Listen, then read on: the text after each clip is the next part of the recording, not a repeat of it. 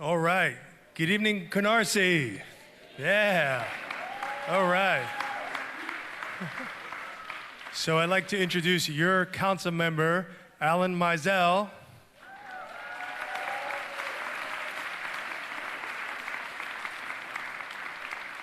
And your mayor, Bill de Blasio.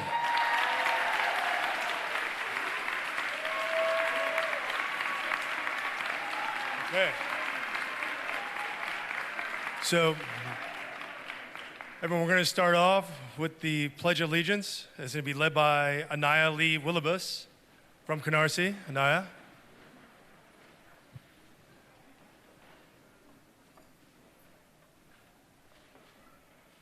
I pledge allegiance to the flag of the United States of America and to the republic for which it stands, one nation, under God, indivisible, with liberty and justice for all. Yeah. Thank you. Thank you, Anaya.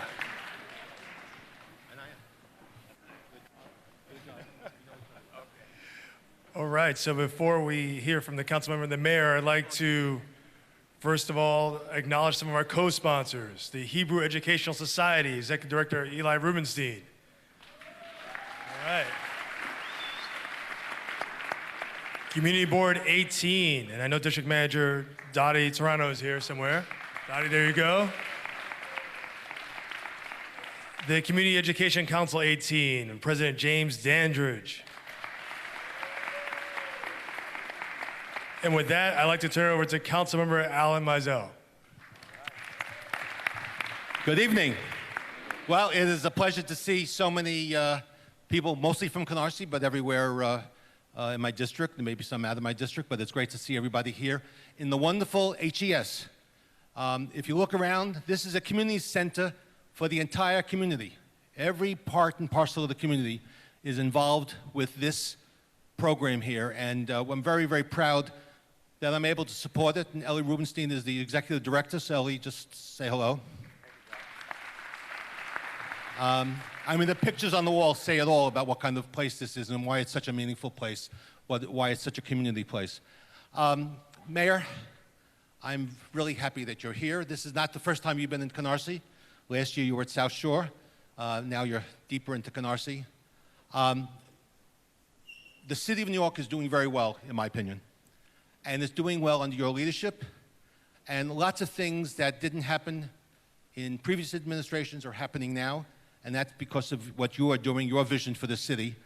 And I think the 46 council district is prospering because of the things that you're doing, including our schools, our streets that are being paved, our parks, and so many other aspects of city services that have really been doing extraordinarily well. So I thank you from the bottom of my heart. And last year, well, maybe it was a year and a half ago, I'm not sure. Time, when you get older, time seems to merge. But when we were at PS 203 and we inaugurated the pre-K program, I think I said at the time, maybe you remember what I said, that if you do nothing in your administration for the next 4 years, getting pre-K to our youngsters will probably be the greatest contribution to the education of children in our city.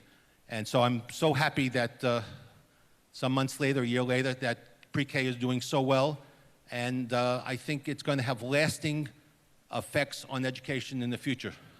I won't be in office when these kids go to high school and college, but I know that that's because of you, and so thank you. Now, I think the next thing is for you as our mayor. Now it's your turn to say a few things. Thank you very much. Thank you. Good evening, everyone. All right, energetic crowd. I like that. I want to welcome everyone. I want to thank everyone for being here. And I want to talk about a few things up front, and then we're going to open it up to all of you. But let me say at the beginning, a thank you to everyone who's here. This is a measure of devotion to your community. You're here on a work night. You're here on a school night for the young people. You're here because you care about this community and you do something about it. So I want to thank you. People come to town hall meetings are invested, involved people. So thank you. And I want to thank your councilman. Let me tell you something. Besides the good work he is doing as a councilman, this is something I really like about Alan Maisel. For years and years and years, he did one of the most precious things you can do if you want to serve other people. He was a teacher in our public schools. Let's thank him for all he did for our children. And I got to tell you, when I talk to Alan about education, it is such a refreshing thing to talk to a public servant who understands education backwards and forwards and puts a lot of energy into making sure the schools in his district get what they need. So whenever he calls upon me, I try to help in every way I can because I respect what he's done. I also respect how much he understands the issue and how much he understands what we have to do. And equally, we have had a number of conversations over the years about some of the things that have to be done to serve his district better and Canarsie and other neighborhoods better. Because I said from the time I ran for this office, and I am, by the way, I need to note at this juncture, I am a proud Brooklynite. I am a Brooklynite who has been transferred temporarily to government housing in Manhattan. But I'm still a Brooklynite. And one of our goals was to make sure every neighborhood got treated fairly and that resources and support went everywhere, including neighborhoods like Canarsie that did not always get their due. So we are trying to right some wrongs. And one of the things we saw after Sandy hit, there was so much work to do. And I got to tell you, Alan Maisel, every step along the way, supported the people of the neighborhood, and he has certainly let me and everyone else in my administration know when we had to do more to serve the people of the neighborhood. So he is an active and energetic council member getting a lot done. Let's thank him for what he does in the city council.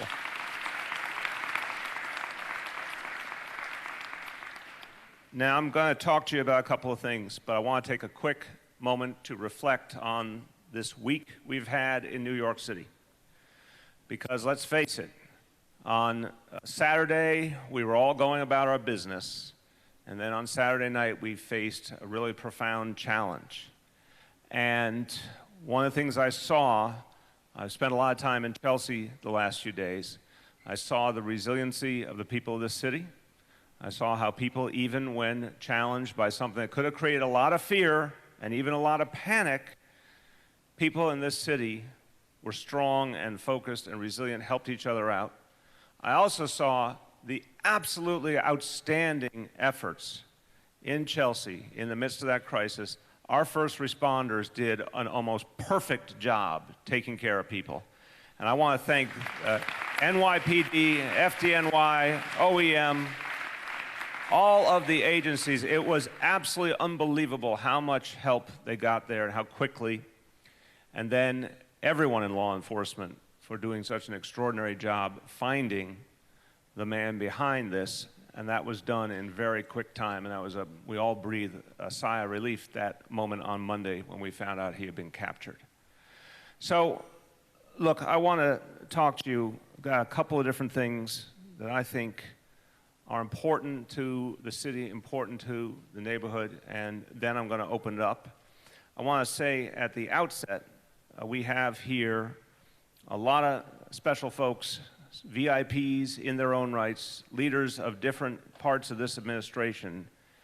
Now, one of the things that town hall meetings are great opportunities not only to raise concerns or ask questions, but a lot of times at town hall meetings we're able to resolve things. Whenever we can, I like to resolve them here, or at least set a path to resolution.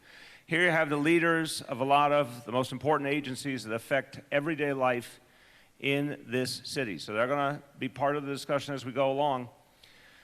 But they also are here before your very eyes. So you have the formal town hall meeting, but then at the end, if you have any issue with the sanitation department, the transportation department, Department of Education, whatever it may be, NYPD, come up here and talk to these leaders directly, because we want to make sure you have total access to people who you need to talk to about important things. I always say about these great public servants, they are so devoted to their duty that they will stay here all night if you need them to. They would be happy to stay as long as you want them to stay. They have nowhere else to go. So just come over at the end and spend all the time you want. I want to also, just as I'm flipping to my notes here, I also want to say, could we have another round of applause, please, for Anaya, who did the Pledge of Allegiance? Wasn't she wonderful?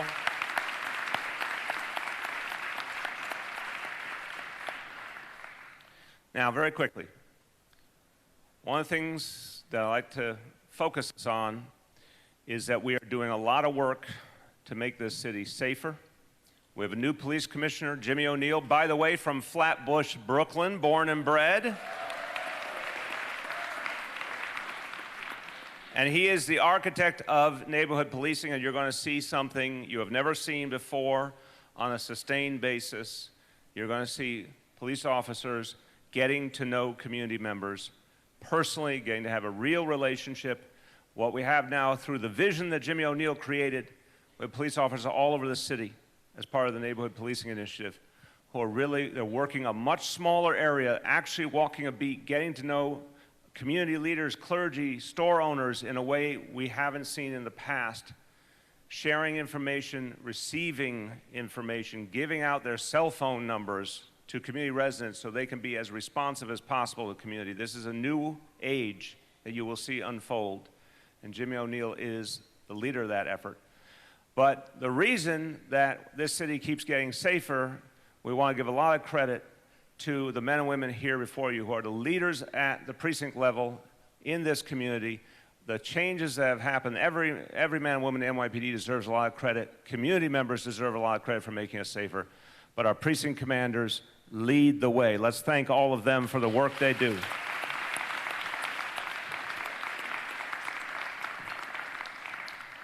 So I'll create a little positive competition between them. In the 6-9 precinct, overall crime last year to this point this year, overall crime is down 6.4%. In the 6-3 precinct, overall crime is down 11.8%. In the 6-1 precinct, overall crime is down 15.4%. Very good. And in PSA 1, overall crime is down 9.9%, almost 10%. Let's congratulate them all for that.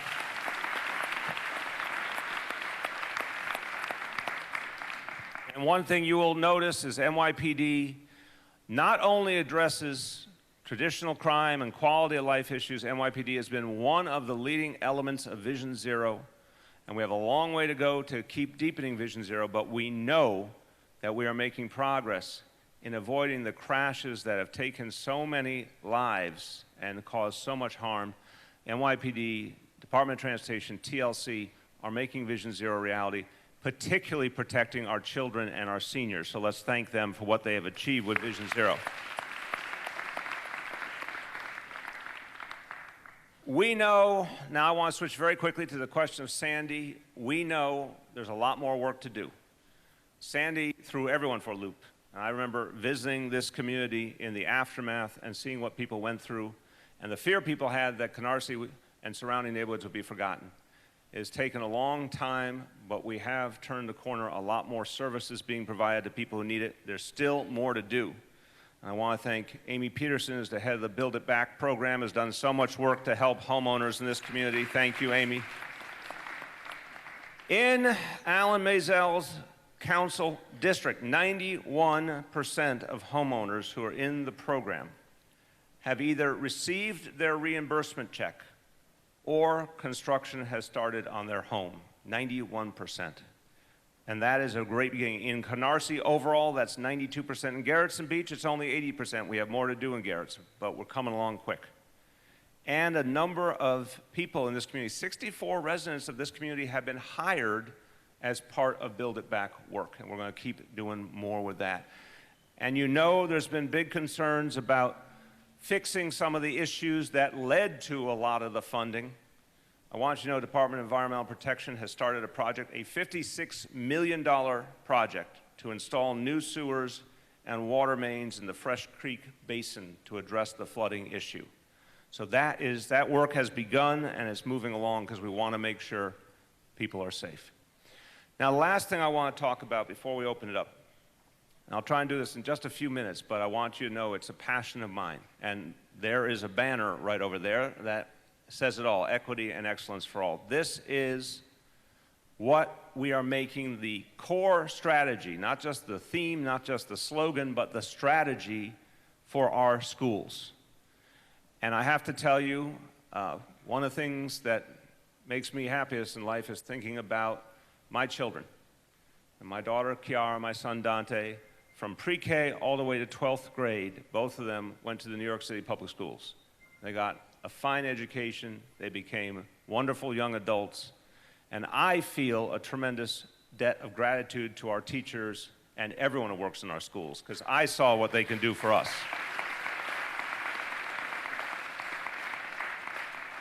But we know, one of the things I try and do in town hall meetings is be straightforward. We know our school system over many years has not served enough of our children well enough. It's not that there wasn't a real effort made by so many people, but we know it didn't get far enough. So we decided it was time to do something different, and equity and excellence is this vision. Now, Chancellor Carmen Farina, who's also a Brooklynite, there seems to be a trend here. Chancellor Carmen Farina, this is her 51st year in education in this city. 51 years nonstop service to the children of this city. And one of the things that she has recognized is that we were only scratching the surface of some of the things that we needed to do for our kids. Well, you heard from Alan, I appreciate what he said. One of the things we were not doing is we weren't providing every child with full-day pre-K.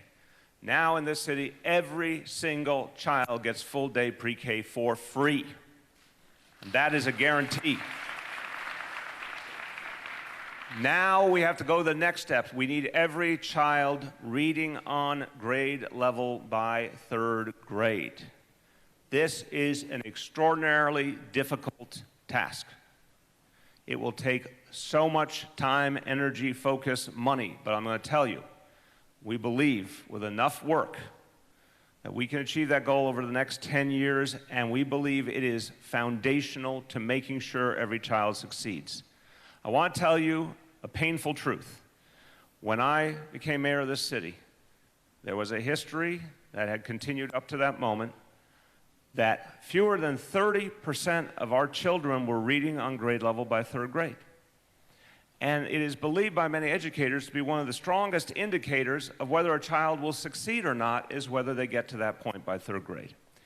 Since we have been applying our approaches, that number has now gone from under 30% to 38%.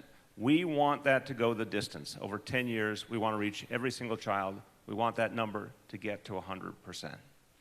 This is something that will have a huge impact on the future of this city.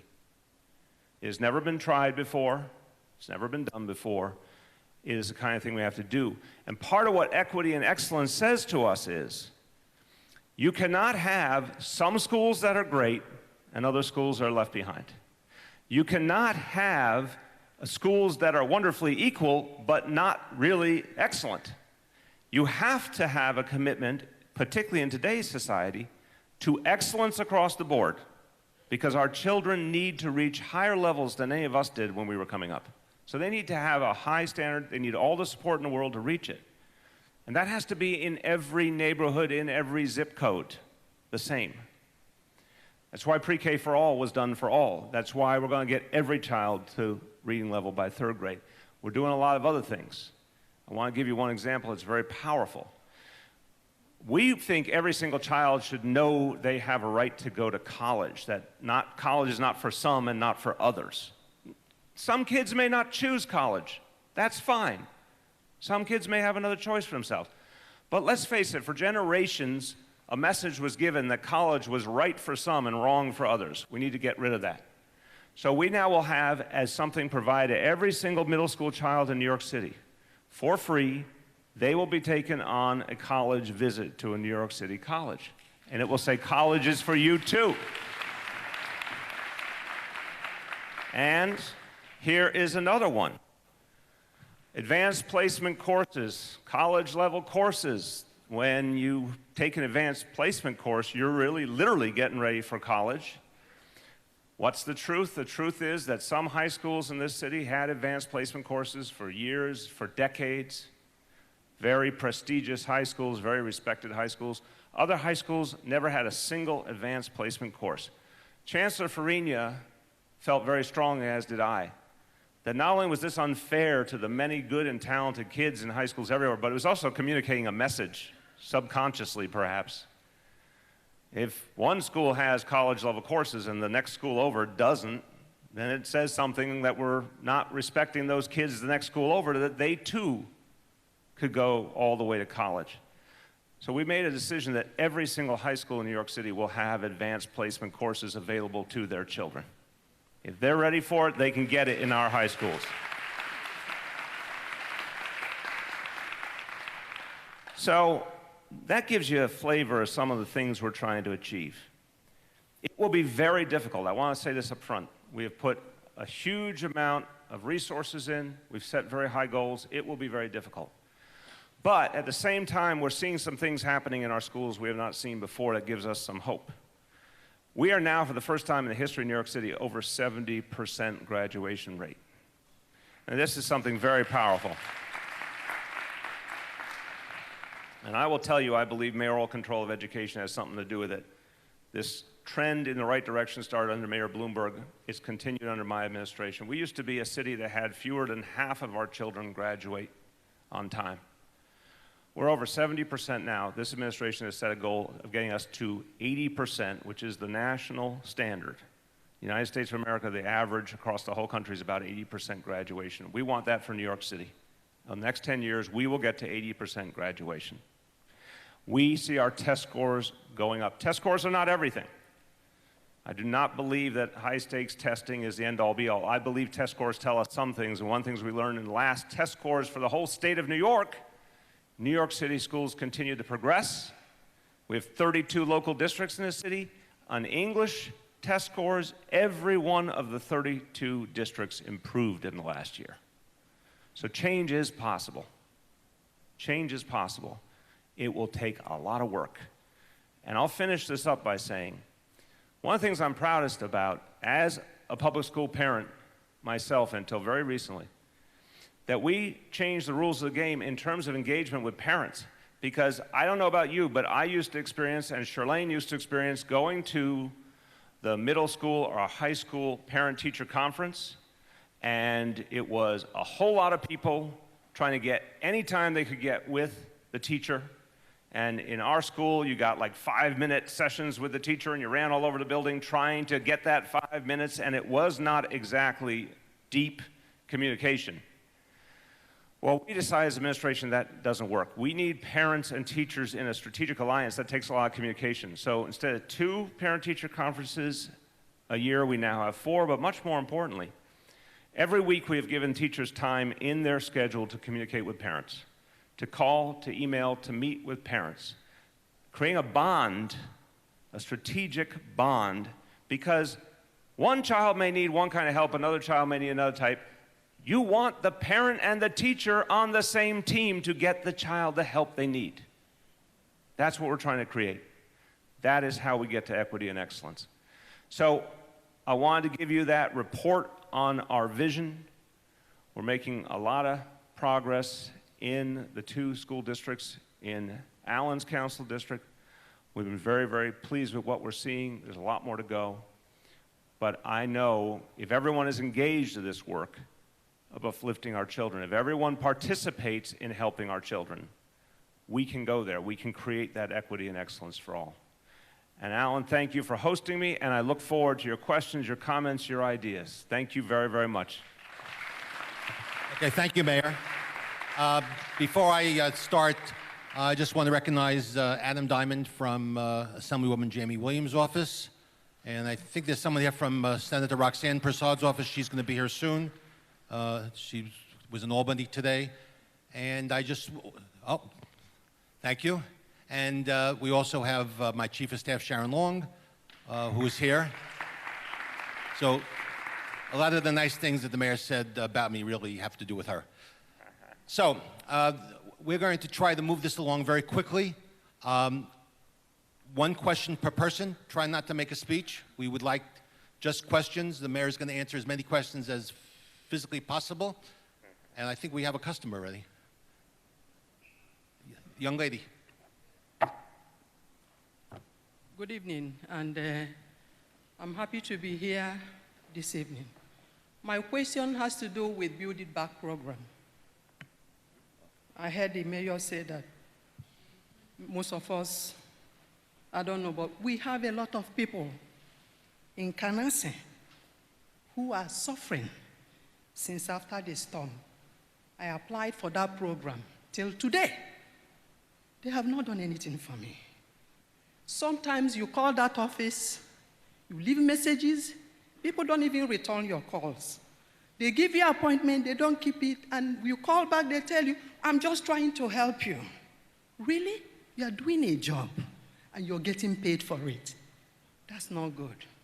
Right now, many people who have attached houses are having serious problems because they claim that we have to get consent from our neighbors. Some neighbors don't want to give consent. So we are stuck, even though we have done everything to remain on the program. Why is it that there is no, in every contract, there has to be such thing as such consent not to be unreasonably withheld? It's always there in every consent, in every contract. I'm an attorney, I work for the city. My commissioner is right here, Stephen Banks. So why is it that the neighbors who don't want to participate in the program are holding other people sort of to ransom? And you have old elderly people, retirees, suffering all these years. No, look, let me start and say very quickly, and then Amy will jump in on the pieces that I don't cover. First of all, I came out to Canarsie in the days immediately after Sandy. I saw how hard people were hit. And I kept hearing, as I said, people were so concerned that this neighborhood not be forgotten just because some other neighborhoods even had it worse. Everyone suffered in so many neighborhoods. Build It Back, I don't have to repeat what I've said publicly many times. This is not a good history. I don't think it was handled right in the beginning. By the time I took office, not a single home had its construction started. Not a single check had been given. That was a year and a quarter wasted, in my opinion. So we've been trying to play catch up. What you experience in terms of if you're not getting the customer service you deserve, I apologize directly for that, and I want you to see Amy afterwards personally. Now, I'll also tell you, there are people who chose not to go into the program. There are people who started the program and left the program. There are people who were not willing to agree to some of the rules that we had to establish, because this is for thousands of people, we had to have some rules that we followed. So when you go case by case, it gets more complex. I can safely say we're serving more people than ever by far, because you know how many years nothing happened. Thank God now a lot of people are being served. But this point you raise about the attached homes, I've spent a lot of time talking to Amy Peterson about this. This is a tough issue. I'm not going to sugarcoat it.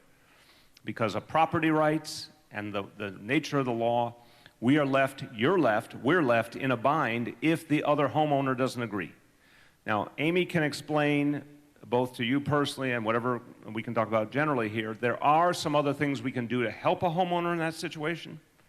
But if we do not get the consent of the homeowner literally physically attached to their home, we can't do everything we want to do. That is the truth. And I'm a homeowner in Brooklyn too, and I have a semi-attached house, and I know that there's some things that puts, if you don't come to agreement, everyone's kind of stuck. But we're going to see what we can do to help you personally. And you'll see, Amy, you want to add anything about the overall situation? Hi. I'll talk to you afterwards with David Lewis. The attached homes are an issue, and other people might be facing that issue here. But the good news is we were able to work with FEMA, and we are able to provide alternative mitigation to everyone who's in an attached home. So we'll see how we can make it work for you. All right, I'm going to travel around. The gentleman in the last row, second last row. You're the gentleman. My name is Harold Jones. I'm the president of a nonprofit in Canarsie.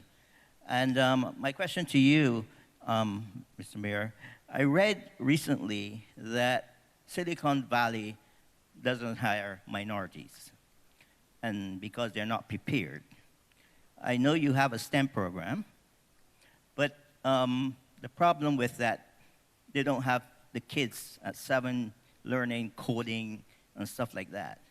Have you ever thought about having a like AmeriCorps, like a city corps where you have retired people like me that don't want to be paid by you, but that can teach these things, going to the school, like have scientists, engineers that are retired to come into the schools to help people of color to learn basic science and stuff like that. Have you ever thought about that? I have to tell you the truth and nothing but the truth. I have thought about how we get retired folks to come in the schools more, and I've seen some very good examples of that, both here and in other cities. I hadn't thought of it the way you just said it, which is to have folks who have been involved in particularly engineering, science, et cetera, come in. You get credit for a great idea. We will name the program after you.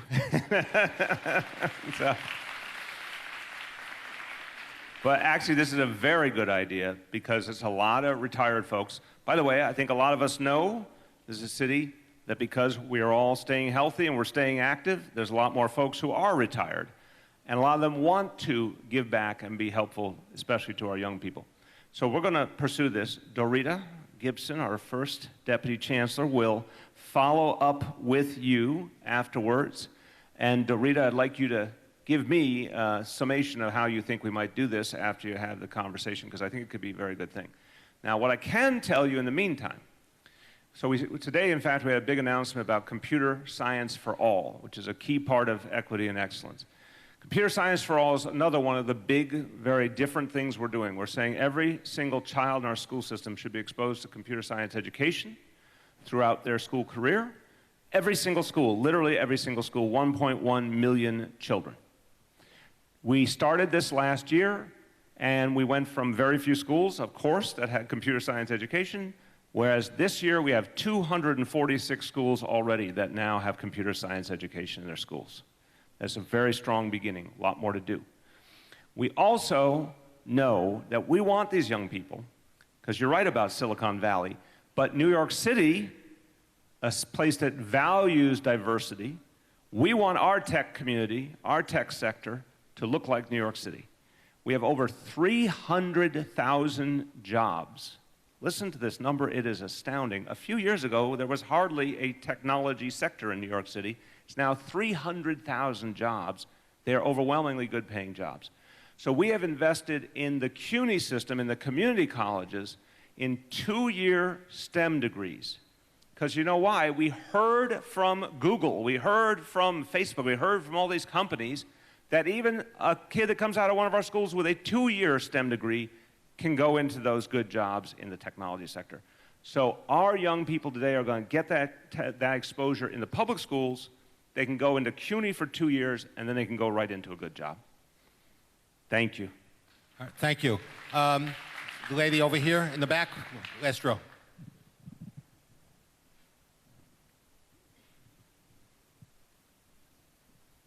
Good evening, Mr. Mayor. Good evening. I'm very happy that you remembered Canarsie, and I think all of us appreciate you coming to us.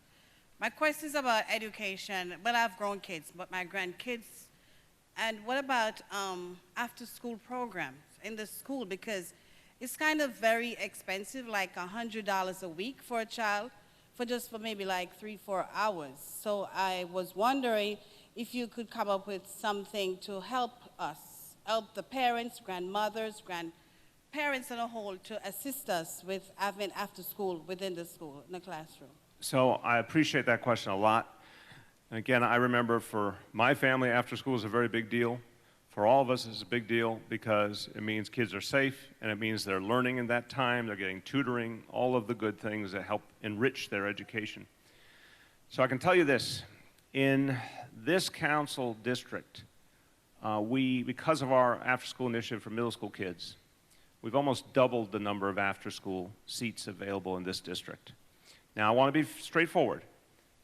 The good news, the bad news. Well, I always do the bad news first. The bad news is we do not have a guaranteed free after-school seat for every elementary school child or every high school child. A lot of schools do have after-school that's either free or hopefully a reasonable cost. But I can say the good news is what we started a few years ago and now is absolutely universal. Any middle school child, 6th, 7th, 8th grade, is guaranteed an after-school seat for free in New York City today, for free. And that's very important. Any child. Now, why did we make that decision? In a world of imperfect resources, right? We had to make a choice. We looked at 6th, 7th, 8th grade, middle school. We said, this is where so many of the challenges are.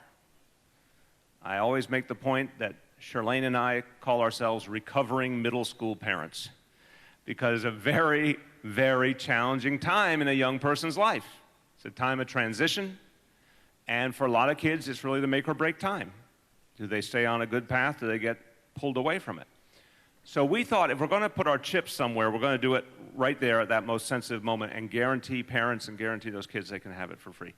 We have to eventually find a way to go farther. I don't have that way yet. I don't have the money for it yet. I'm going to be looking for it. But I do know there's a lot of parents who could benefit from what we have who are not even taking advantage of it right now. So the one thing I can say to you is, if you know any child who's in 6th, 7th, 8th grade and would benefit from after school, please make sure their parents know that they can have that for free. They could start next week for free, anywhere in this city. Thank you. Thank you, Mr. Mayor. Young lady over here, third row, in the blue, with a red something or other. Good evening, Mayor de Blasio, as well as Councilmember Maisel. My name is Tiffany Tucker Pryor, and my question to you is, how are you all doing? Sorry, my question to you is, I wanted to find out, with all the different community-based organizations and the different institutions, such as like the libraries and things of that sort, how are we utilizing them more after school, not only, not only at 4 o'clock, but for instance, for the high school age kids, which is more like 6, 7 o'clock in the evening, which is when we really need them the most. No, I hear that point loud and clear. I mean, one of the challenges, you're making a good point, that we uh-oh, you have an unhappy customer. That's right, he wants to speak as well. But Tiffany, thank you for the question. We recognize that one of the things we have to do better at is reaching young people where they need it most. So not only is the libraries, like in the summer, we started moving a lot of our recreation programs later because we found that that's when kids really needed them, was later in the evening. So with the libraries, this is what I can tell you. A lot of them are in our after-school program. So a lot of them do have, for middle school kids, library after-school hours that are part of the library. And we've extended all the libraries to 6-day service. And what some of the libraries are doing are now adding evening hours at least some of the days. Not all the days, I have to be real with you. It's not consistent enough to do that. But at least we have something we haven't had in a while in New York City, is we've locked in 6-day-a-week service. And then a lot of libraries are using those resources to extend the hours at least some evenings. This is an area I want to do better in, and we're going to look for it as we can find resources, because I want to make sure, especially I think your point about the high school kids is very well taken. So I don't have it yet, but it's one of the things we're going to look to do going forward. Thank you. Thank you. Young lady that says strike, I think. No, strong.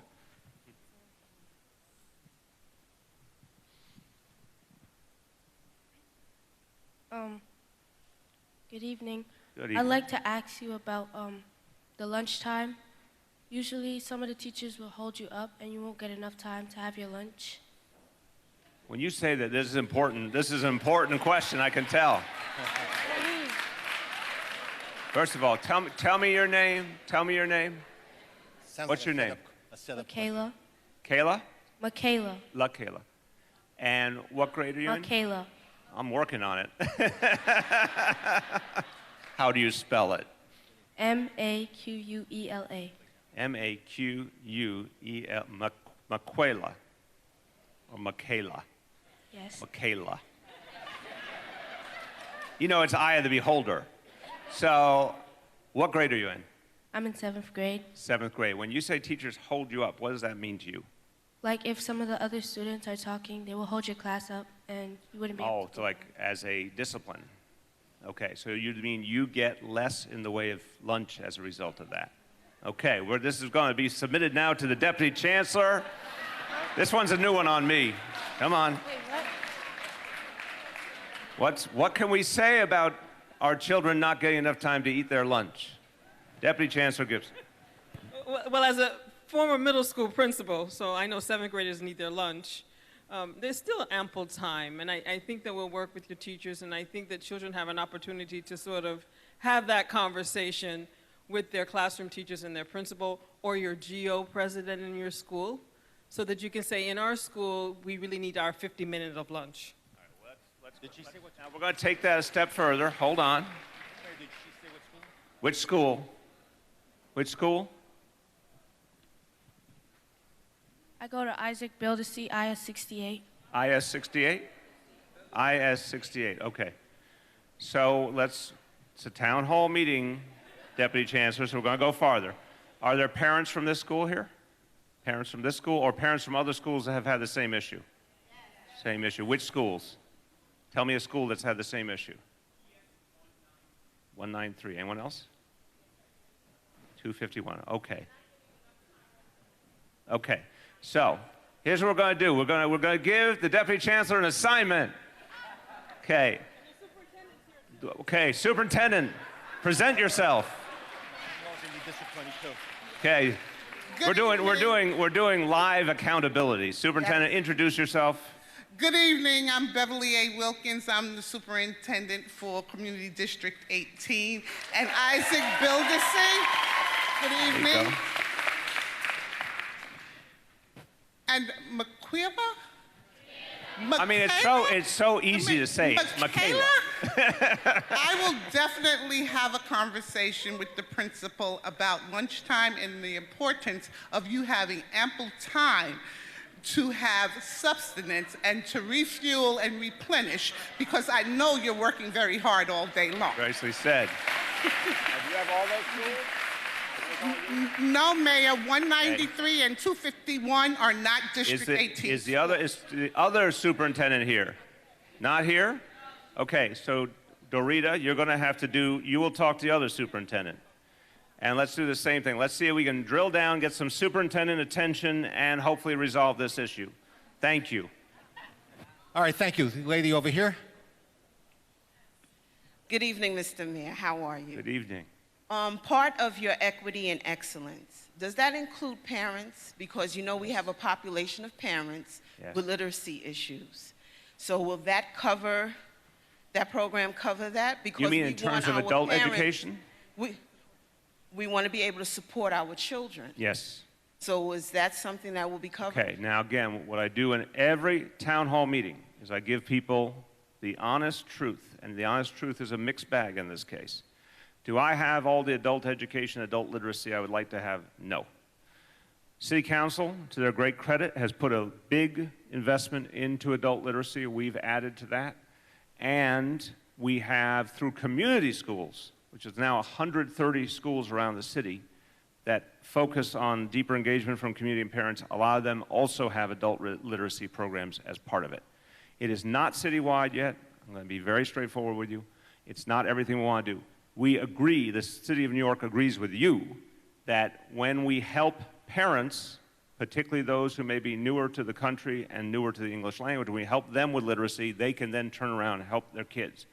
But I have to be honest with you that we do not have the resources to do it on the universal level yet, but we're doing more of it, I can at least tell you that. Well, can I make a suggestion? I would accept a suggestion. Problem? How about peer-to-peer, parent-to-parent? Ooh. And because we recently had dads come to school, we have a lot of dads in our communities throughout Brooklyn who would like to volunteer. So how about we do that? And also, how can we honor our fathers more? Because there are a lot of men in our communities that do a lot of work, and we don't recognize them. And I think it's time for us to recognize the men in our communities. Well said. Okay.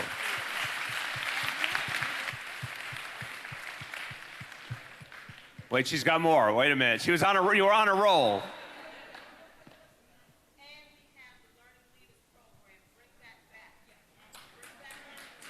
Okay.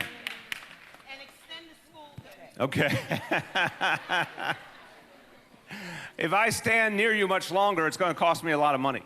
So okay. The point about peer-to-peer education, helping folks with adult literacy. I want to, Dorita, you're just very popular tonight. You're going to get that assignment too. Okay, you're going to get it. Yolanda? Okay, come on over, Yolanda. Come on. Come on over. So, okay, you're going to pick up from here. You're going to get the assignment. Sure. But the point is, it's very much like what the gentleman said earlier about the science and engineering. I think it's an excellent, excellent idea that we could be using the energies of community members to be part of it.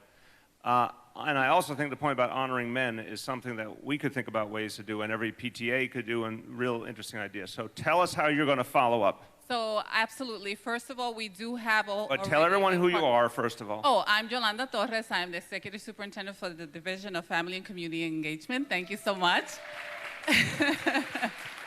So first of all, we do have already a partnership in 7 districts with learning leaders, and it's something that we're looking forward to expand this year because we want the parents who are already engaged in these sessions to then become leaders and also mentor and have the parent support structures in place. We also have PCLI, which is a parent Leadership Institute, where we have parents also developing their leadership skills. But one other thing is you also have, as the mayor said, the 40 minutes on Tuesdays. We need to become very creative in terms of really inviting our parents to form part of group discussions, learn strategies that they can also support their children with reading, math, and so on. So really reach out to your parent coordinator and find out the times on Tuesdays when you can come in and have those conversations with your teachers and also contribute to the school. Thank you. Okay, thank you. I should also mention I spent 28 years in the middle school, so I have a little prejudice towards the middle schools. There was a young lady over here who wanted to speak. 28 years.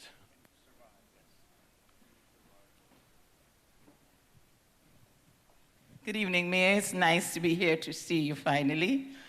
My question to you is this. Concerning the skills in the school, in the curriculum, I'm thinking and hoping that you'll be able to bring it back for the simple reason there are a lot of kids which I have been able to work with and see that some of them, they are not functioning academically, but they may have various skills. Some of them might be good with their hands. Some of them might be good doing other things. And I think if you implement this, if this comes back into the school, and which will fit our young people for better jobs. Secondly, my other question to you is this. I think facing our young children today is the fact that parents are working 2 jobs. And for the simple reason, the cost of living is too high. And then you find children who are being displaced from their homes. They actually end up in shelters. And I've seen them coming to school from shelters. And these kids cannot function properly. So I'm asking you, Mayor, please do something about the rent system in this society, that our children would be able to function properly. Thank you so much. All right. Well, I'd just like to point out also, try to keep your questions brief because we like everybody to be involved. So I'm going to answer it, Alan, but I want to say I'm also going to amen what Alan said. That was, you were 2 questions. You were open and honest about it, but it's a 1-question limit going forward, or a lot of people will not get their chance. So I know everyone has lots on their mind, but please, in the name of giving each other a chance, 1 question per person. To the question at hand, yes, on what we now call career and technical education, what used to be called vocational education. Career and technical education makes a lot of sense for a lot of kids. It should never be treated as second class, as anything less. So we are actually expanding career and technical education, trying to make it relevant to today. So it's about technology, it's about medicine and healthcare, it's about film and TV, it's about all the places where we have a lot of jobs in this city. And for some kids, they can literally go from that straight into a job. For many, many kids, of course, 2 years or 4 years of college will be preferable and better for what they want to do. But we are expanding our focus on career and technical education, and we're trying to uphold it as an equally valid track. On the second question, which is a huge question, so I'm going to only be able to give you sort of a snapshot. I won't tell you everything we're trying to do on affordable housing. I can say to you, we're protecting our public housing and making sure that it is never privatized and it is kept as affordable housing. It's very important to us. We have a affordable housing plan to reach 500,000 more people. That is one of the core initiatives of this administration. We did a rent freeze for rent-stabilized tenants for 2 years now, which has never happened in the history of New York City. And we are providing free lawyers for people facing illegal eviction. And a lot of people are now taking us up on that, and what has that done is reduced evictions in New York City by 24% already. So a lot of people who are being forced out of their home wrongly are getting to stay in their home so they don't become homeless. That's the big picture. We have a host of things we're trying to do to get people to be able to stay in their home, not end up in shelter, or if they end up in shelter, get them back out to better housing, which Commissioner Banks works on every day. So there's a huge undertaking to try and address affordable housing. But, again, in the interest of being straightforward and real, look what's happened to the price of housing in this town. It has been a huge, consistent problem. We don't have a way to stop that. I can't sign a decree and people can no longer raise rents. I can have an impact on rent-stabilized housing, but not on all the rest. So this is a problem we're trying to build our way out of and subsidize our way out of and use legal services to stop illegal evictions. We're trying all these things. Folks who are in shelter, particularly kids who are in shelter, a huge concern of mine. We're trying to change the whole shelter system, get those who, God forbid, are in shelter closer to home, not a borough or two away from their home. That's something that Steve's working on to get the whole system to be more localized. We are providing school buses to kids who need them. That's something that did not happen in the past. We're doing it now. We're providing counselors in the shelter to try and help the kids deal with the time they're in shelter. But look, I mean, this is something, when you add it all up, you know, we're in a society that, unfortunately, the way the free market works, we have now tens of thousands of people who have been priced out of this city and have nowhere else to go. And that's what's going on in our shelters, and we're going to do everything we can to try and turn that around, but that's the reality we're facing. Okay. Lady in the orangish. I think it's coral. Coral, all right, Coral. Good evening, Mayor. Well, how many people think I'm right that that's coral? Who's with me? That is coral. No offense, Alan. I wasn't actually thinking of coral, but you're...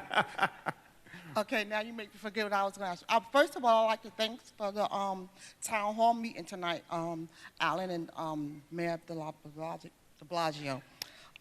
Thank you for the project that you have with the sewer system that you're working on in Canarsie. I'm an activist for the nature preserve, okay? And I've been working with certain agencies for about 10 years, long before Sandy hit. My question is, before Sandy, we had a problem with the bulkheads along the waterfront, okay? After Sandy, it's even worse. And my concerns is for the community, because the people that live along that waterfront, namely me, is corroded. It's corroded, and the bulkhead needs to be redone. Okay. The Army Corps engineer is working on it, but we need a Band-Aid to fix it, because if we have a bad storm right away, we're going to get flooded again. All right, let me see. Is Dan Zerilli here? Or who is here? You are representing Mr. Zerilli, I see. Introduce yourself. Hi, my name is Michael Shake. I'm with the Mayor's Office of Recovery and Resiliency, representing Dan Zerilli. Yes. So just very quickly about our office, we are working on some of the longer-term issues related to climate change, but particularly focusing on the city's response to storms. Yes, the Army Corps project is going to take a long time. I have some good news on that, though. I just spoke to them today. They're moving forward with it, and they want to come to the community next month. Particularly, I think they want to come here and talk to you exactly about their project and the effort that Mayor de Blasio has put in to convince them to look at this particular neighborhood and other southern Brooklyn neighborhoods to include in their study. So they want to come here next month and talk to you about it. I also have some other good news.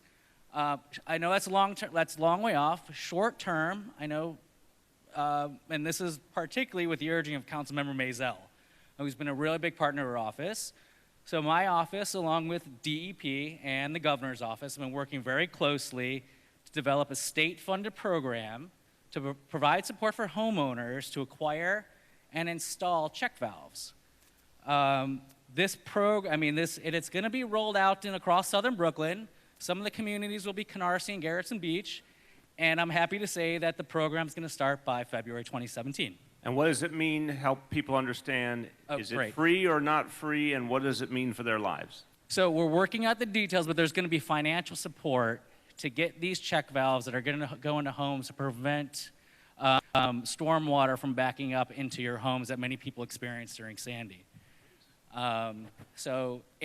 We're working out the details. I don't have all right now, but I know the programs will be rolled out by 2017 or February 2017, and again, it's going to help with either purchasing entirely or a rebate program of some sort with check valves and helping to install them as well. Thank you. By the way, this is the first I'm hearing it, and I'm just absolutely delighted because we've been talking about this for a long time. 40% of the homeowners in Canarsie were not affected by stormwater coming over the banks of the creeks and in Jamaica Bay. It was backing up of the sewers. So if we can install these check valves, I'm telling you 40% or maybe 50% of the people would not be in the situation they are today. So I'm verklempt. And it is because you're a council member. He's the one that's been pushing very hard to get us to do this, so thank you. Thank you. I'm glad I'm here. I'm trying to move it around. Gentleman in the back. Hi, good evening. I'm the program director of an after-school program and program coordinator of a mentoring program called Young Men's Initiative. It takes place right there in Bayview Community Center, where a neighbor is. I'd like to know what can be done to enhance programs and create more programs for young black men of color to broaden their horizons in times such as this. I appreciate that question a lot. Well, look, on the immediate front, we have our Young Men's Initiative, which is explicitly trying to create as many good options for young men of color as possible. And that takes on a whole host of forms. There's mentoring efforts. There's efforts to get our school system to hire more men of color as role models. There's a whole host of things that we're doing to try and reach young men with that kind of very specific help. But I think the bigger answer to the question is to go to the foundation. From my point of view, the reason that some of our young men end up in a bad situation or a hopeless situation is we're not giving them the basics. We're not giving them the kind of quality education they deserve. We're not addressing the affordable housing issue. You go down the list. Increasingly feels to me that if we create a dynamic early on where young people feel respected, cherished, supported, that is a big piece of the equation. Part of why I was so opposed to a policy that I thought was broken and unconstitutional, which was stop and frisk the way it used to be done, was I thought it was taking our very future young men of color and treating them like they were suspects or criminals, when in fact we needed them to feel they were appreciated and respected. And that's why we had to end that policy, which we did. By the way, since we ended it, the city got safer. And this is not a political meeting, but I hope someone will go explain that to Donald Trump, okay?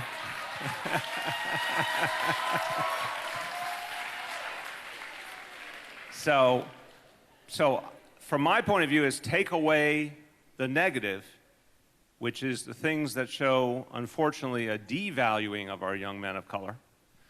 Put in the positives, the pre-K, the after school, and thank you for what you do. Put in a different relationship with our police, and that's why this neighborhood policing idea that Commissioner O'Neill is championing is so important, because it's going to create a dynamic. Here's the simplest way to say it. We want a police officer, when they see a young man walking down the street, to be able to think of them the same way they would their own son, their own nephew, their own brother. If we can evolve in more of that direction, while continuing with equity and excellence to improve the caliber of our schools. That, to me, is what will communicate, particularly to young men of color, inclusion and hope. All of this will take a lot of work. And I'm certainly going to support all the other very specialized, focused efforts, for example, through the Young Men's Initiative. But I think as a society, we should get more honest about the fact that we have barely scratched the surface of what we should be doing for young men of color if we want them to realize their potential. Thank you. I think you had your hand up first.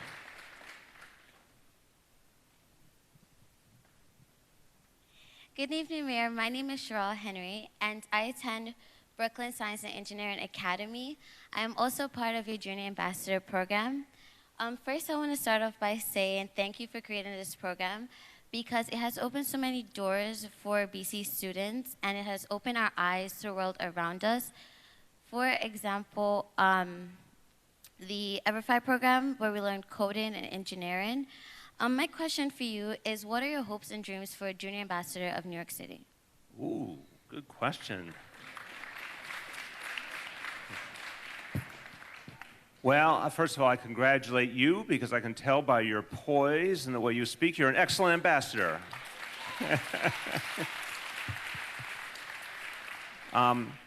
I think of a couple of things. An ambassador, just think about the very name itself. An ambassador is a symbol, an ambassador is a communicator. So I want any young person involved in this program to be someone who inspires everyone around them, shows them what our young people are capable of, and gives other kids a sense that that could be them. Because it's the same question we were talking about earlier. Some young people don't feel hope, or they don't feel they have been told that they can reach great things. But you can be an example to your peers of what they're capable of. You certainly could be an example to the larger community of why we need to respect our young people because they're already doing great things. The second thing I would say is I want leadership for the future. We in the previous generations, unfortunately, we have some things that we have to account for. Climate change and other issues, the inequalities that still are part of our society. We unfortunately haven't solved those problems. We need another generation to help us go farther. And so what I would hope is that anyone who's in an ambassador program decides to become a leader in some form, whether it's a leader in the tech community or whether it's a leader in their local neighborhood or in the schools, because that is the thing we still need so much more of. We need so much more participation and leadership at the grassroots level. We don't yet appreciate how many problems could be solved by a truly engaged citizenry. So I hope you will be one of those leaders. Thank you. All right. Now I think that's a pink shirt. Fuchsia. Ooh, I never would have that's good. I never would have gotten that on my own. He's making progress. Oh, good evening, Mr. Mayor. Good evening. My name is James Andrews. I'm the president of the Community Education Council for District 18. And I, with my council members from the Community Education Council, have formed a strong bond with the 69th Precinct Council in order to bring community relations together with the young people in our schools. The question I have to you, a lot of the parents have come to us, and we've posed this question to the council and the precinct hierarchy. How can we go about providing additional free summer camp programs for our working parents that cannot afford to pay for their children to have summer recreational programming? Okay. First of all, thank you for your leadership in the Community Education Council. I was a school board member once upon a time at District 15, and I thank you because it's very important work, and I know the Chancellor appreciates very much the work of the CECs. This summer we did more than we have done in the past. I want you to say, when you say summer camp, I want to say the thing we're able to do to some extent is day programs. We just don't have the resources for overnight programs, but we've been able to do more with day programs. We've been able to take things that used to be summer school and expand upon them and make much more creative programming in the schools. We've been able to do what we do with our Sonic program during the summer. So we have pieces of the equation. What we don't have yet is a full solution, and I want to be, again, straightforward. Now, not summer camp, but something that is moving forward is in terms of youth employment, summer youth employment. which is obviously for kids who are somewhat older, 15, 16, 17, 18, but it's still an important part of the equation. And what the city council pushed very hard for was an expansion of summer youth employment. So it's now at the highest level it has ever been. We have agreed with the city council we're going to study a pathway to trying to create as universal a system as possible, so that any child who needed a summer job could get one at the high school level. So we're on that track, and I think we're actually going to be able to expand upon that substantially over time. But on the sort of summer recreation camp thing, again, we've got to start. I don't have a way yet to make it universal, but I take the point, and I'm going to work on see how far we can go. Thank you. Thank you. Gentleman over there in the black shirt, that's you. Yeah, good evening, Mr. Mayor. Could you talk a little bit about Vision Zero and why it was necessary to change the speed limit from 25 to 35? And is it a default on the cameras to 36? Because every time I get a ticket, it's 36. And I want to know. Okay. You're the last honest man in New York City, okay? All right, I'm going to start now. I don't know who is anyone here from DOT? DOT? Keith, okay. You'll join me in a second, Keith. On this, I don't know, I assume it's DOT unless it's PD on the question of how far over the speed limit you might get that ticket. But here's the core question: does it work? Why did we do it? Okay. So when I came into office, I went over all the numbers, and the number of traffic-related fatalities was approaching the number of murders every year. We have to be clear about that we had done an amazing job. The whole city, and thank you to the NYPD, had driven down murders from used to be 2,100, 2,200 in one of the bad years of the 1990s to now 300 and something a year, still too many, but huge progress. But accidents, crashes, fatalities from vehicles were going up to almost the same level that murder was. So we said we cannot keep doing this. We have to do something very different. We looked at a whole range of solutions. Some of it was changing the traffic pattern, changing the design of the road. Some of it was putting in speed cameras, as you experienced. Some of it was things that calm down the traffic, bike lanes, other measures. Some of it was more enforcement by the NYPD, for example, when people failed to yield to pedestrians in a crosswalk. We thought all of these things were necessary. We put them all in place, and the number of pedestrian deaths went to the lowest level in 100 years. In 100 years, okay? So we believe that the lowering of the speed limit was a necessary part of the equation. And look, I, until recently, drove my own car, and I understand that it could be frustrating, but listen to the sense of priority we brought to this. Saving human lives comes first. And it wasn't working the previous way, so we did something we thought was necessary in terms of our sacred responsibility to save lives. Now, on the camera issue, who's going to tell me how we can explain that? Okay, yeah, and one other brief point about speeding is that is a direct correlation between speeding and the level of fatalities. So bringing down speeding actually lowers the death rate. So that's a big reason why we wanted to lower the speed limit. So basically, we have state legislation on speed cameras, so they're around schools throughout the city, and the city-wide speed limit is 25 miles per hour. So my basic advice is just don't speed, period. But if you do so, don't speed around schools. There could be automatic enforcement for that. We try to have a threshold of 11 miles per hour up for the enforcement of cameras around schools. What now? Yes, it is. Okay. But wait, one more thing. If you have a specific situation that you want to show them that you think something may have been done unfairly in that situation, we want to see that. Yeah, so Keith will follow up with you. Absolutely. Second row. Good evening, Mr. Mayor. Thank you, Councilman Mizell, for having this forum. My name is Cheryl Boyce, and I'm the president of the Bayview Houses Resident Association. But my question has to do with education. From September to April, teachers concentrate on preparing students for the Common Core standardized testing. Then the last 2 months of the school year, they're trying to cram in the rest of the curriculum that they did not cover because of all this test prep. These tests are not used to evaluate teachers' performances, nor are these tests criteria for students' promotion.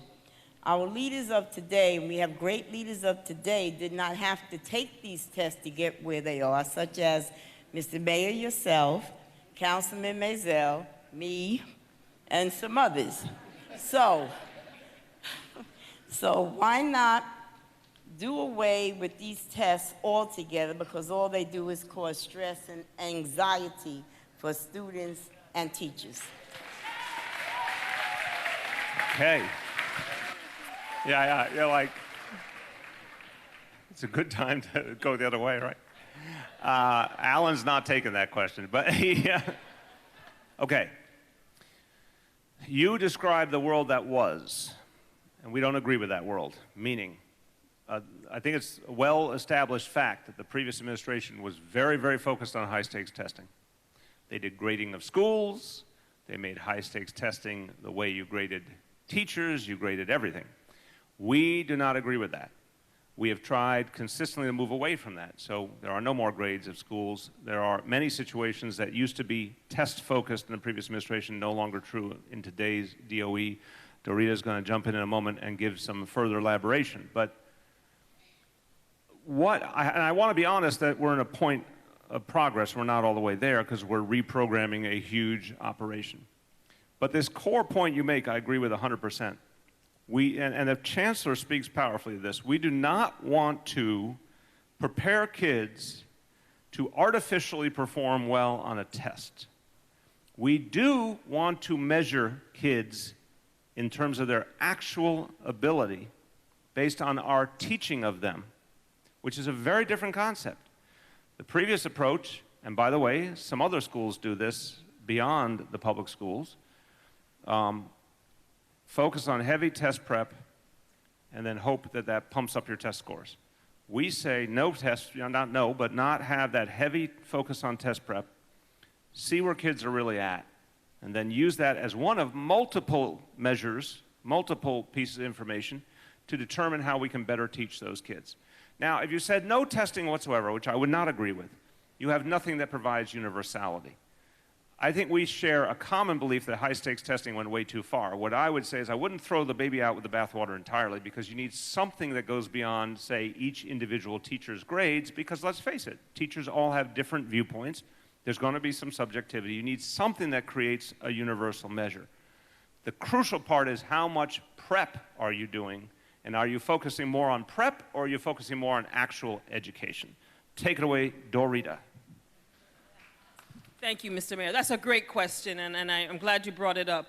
But we're really focusing in on good instruction, and that's our goal. This year, the Chancellor has done a lot of work, particularly this summer, on new curriculum. Social studies curriculum, we have a new handwriting curriculum, science curriculum and math curriculum has come out, and we have every Monday where teachers spend time doing professional development. Because if we develop our teachers, they spend more time in the classroom teaching our children. And we don't want to spend a lot of time cramming in for a test. The tests that we have nowadays, you can't even do test prep for it anymore because it's about learning and understanding what the questions are. So our focus in this administration is really to increase the instructional programs that are in our schools and make sure that our teachers are ready to prepare and well prepared to teach it to our children. So we're moving in that direction, and you're absolutely right. We don't want to test prep children to death. We don't want to test children to death, but we do need a baseline. And we need to use test scores as a way of really improving the instruction for the children. Thank you for that. Okay, thank you. As you can see, I'm moving around. I'm going from each group. I think I saw someone in the back, lady with the headband. Oh, man in the headband. Can't see. My name is Robert Goldstein. I'm a resident of Bayview Housing. I'm an experienced armed response security agent. I do believe we should have warning signs on all floors, including elevators. I went to John Jay. I noticed a lot of first-time offenders hanging out in the building. There's nothing I could do. I'm a civilian now. I do not carry a weapon. I cannot make an arrest. I was waiting for somebody to scream, but it just stopped. It happens between Keep 2 the o'clock. microphone close so we can hear it. It happens at 2 o'clock and 4 a.m. I don't know who those people are. I believe the residents of my building, 1580, are well behaved. I don't know who are those brand new residents. I'm sorry, which development are you in? Bayview Housing. Bayview, okay. So, 1580. Captain, come on over.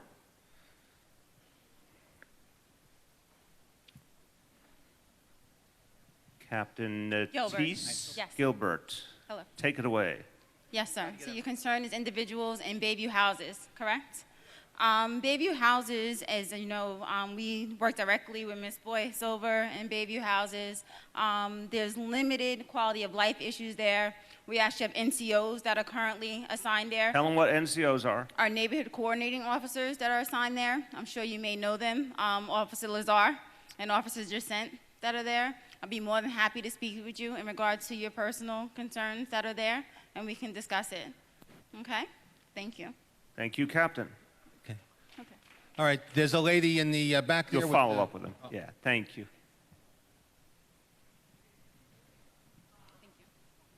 Good evening. My question is about jobs. I have a master's degree in public administration and yet to find a job. I have close to $70,000 in loan from Long Island University.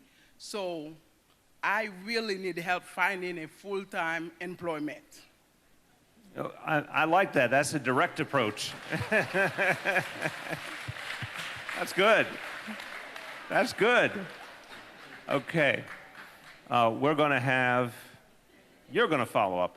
We'll connect you to our personnel office. You have a master's in public administration? Where did you go? Long Island University, okay.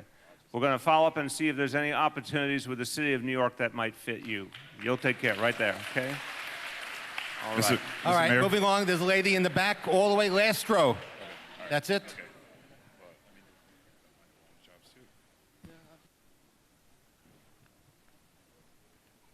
Who's got it? Hello, thank you, Mayor de Blasio and Councilman Alan Mizell. My name is Valerie Woodford. I have a son that's autistic. He's in District 75. When will they get cameras on the buses? We've been requesting that they get cameras on the school buses. My son sometimes takes 3 hours to get home. They take them all around the world.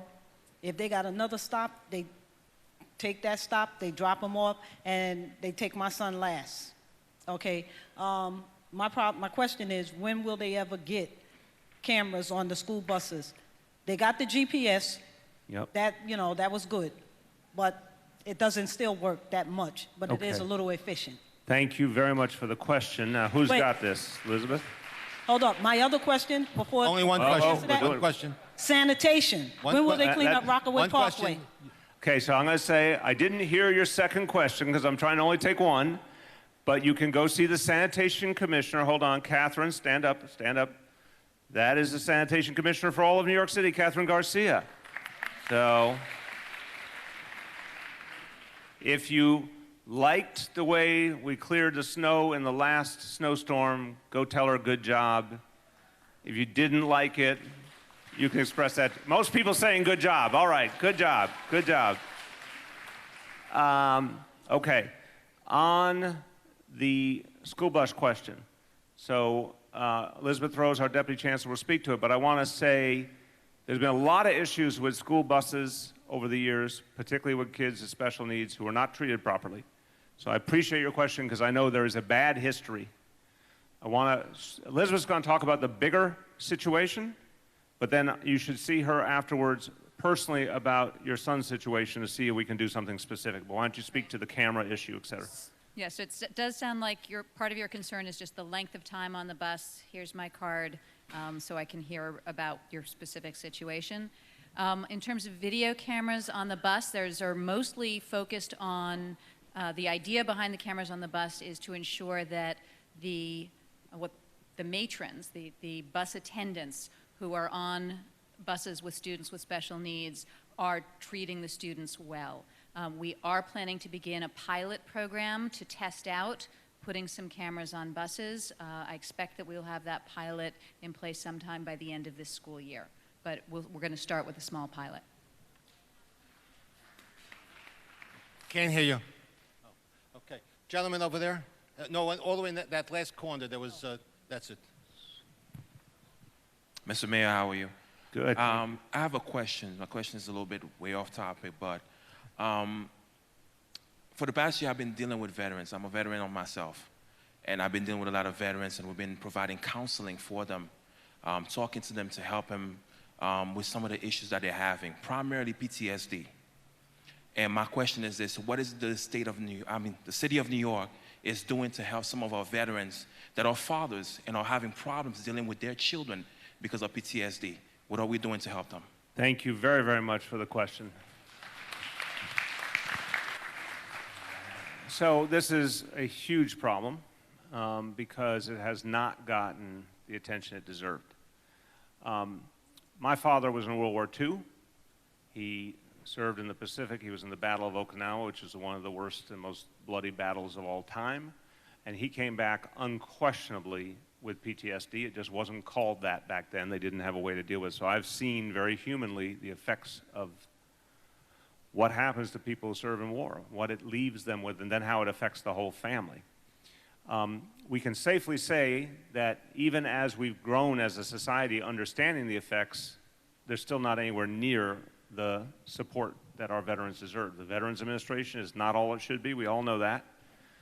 And then, as my wife likes to say, and you know she's leading the city's mental health effort, that in general we're still stigmatizing mental health. We're still treating it like it's something wrong with someone when in fact it's part of the human condition. So we have so many things we got to do to address, you know, the larger question of being able to talk about something like PTSD without putting a value judgment on it.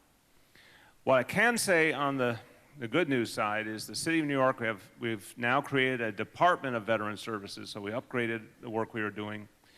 We are putting a lot of resources into it, and the head of that department is a former Brigadier General in the Army. Her name is Lori Sutton, and she was the chief psychiatrist for the Army, and she focused on PTSD issues, among other things. So she's bringing her experience to bear in helping New York City create a bigger mental health initiative to help veterans. It is not all together yet. But at least I can say to you, we are trying to create something that will actually reach veterans on a consistent basis. And if you know if people need help right now, then I want to connect them to Lori Sutton and the Veterans Services Department so that we can see if we can do something right now. And I will have, you'll follow up? Yes, you will. You will follow up right now to get them connected. Thank you. Okay. The gentleman in the blue. You are the blue, yes. Good night, Mr. Mayor. Good night, Alan. My question, Mr. Mayor, is about predatory towing. News 12 and Channel 4 reported on this. In the projects and private companies like McDonald's, Burger King, we have a lot of tow trucks that's picking up cars illegally, that's not registered with DCA and things of that nature, and the police force don't know all the laws about it, so they're just, when we call them and they come, they don't know all the laws, so they're just letting them tow these people's cars and charging them an exorbitant fees to either release them or pick them up at a pound. All of this is illegal according to the law because, for say in Bayview Housing, one company that doesn't have a license will go pick up a car, but the police don't know that. So they allow them to charge the owner of the car $125 to release their car. So I want to know, what is the city of New York doing, because 2 news stations already reported on predatory towing. Okay, this is a new one for me, and I appreciate you bringing it up. Which precinct are you in, sir? 7-5? Okay, but you're saying it's happening. Okay. I don't know if Chief or whoever. Okay. We have a contestant. Good evening, sir. Deputy Inspector Frank Giordano, Commanding Officer of the 69th Precinct. Just regarding those tow issues, specifically in private lots, the owners of those locations, whether it be McDonald's, whether it be Dunkin' Donuts, a Staples parking lot, for instance, they have agreements with tow companies to prevent parking in the lots illegally. When we go to these scenes, we try to mediate the disputes as best we can. If the tow truck is licensed and they're authorized by the location to be there, they're within the law to tow that car. If you do have a specific situation that you're talking about, we can talk about it afterwards. One of my community affairs officers would be glad to deal with you.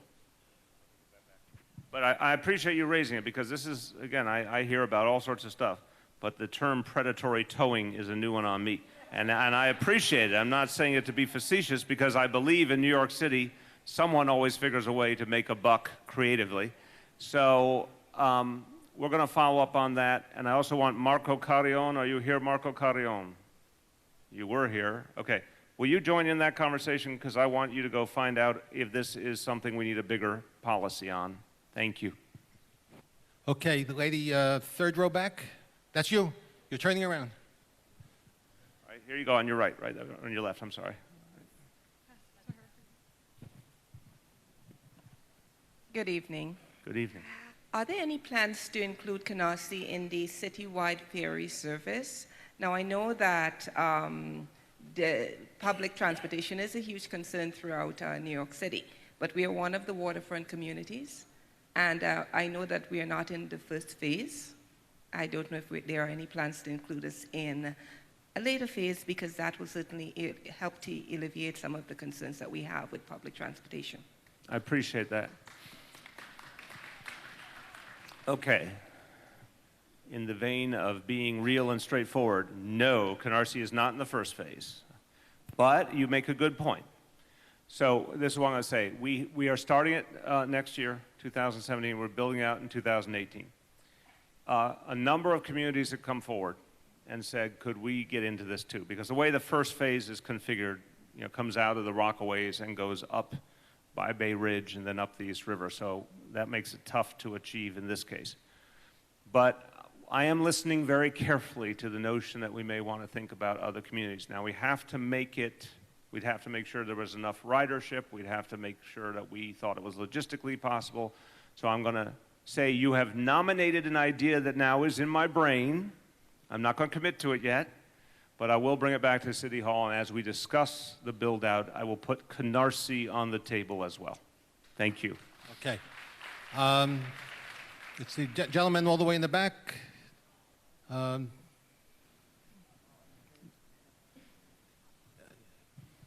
Good night, Mayor de Blasio. My name is Benjamin Green. I am not a resident of this district. I'm from District 13.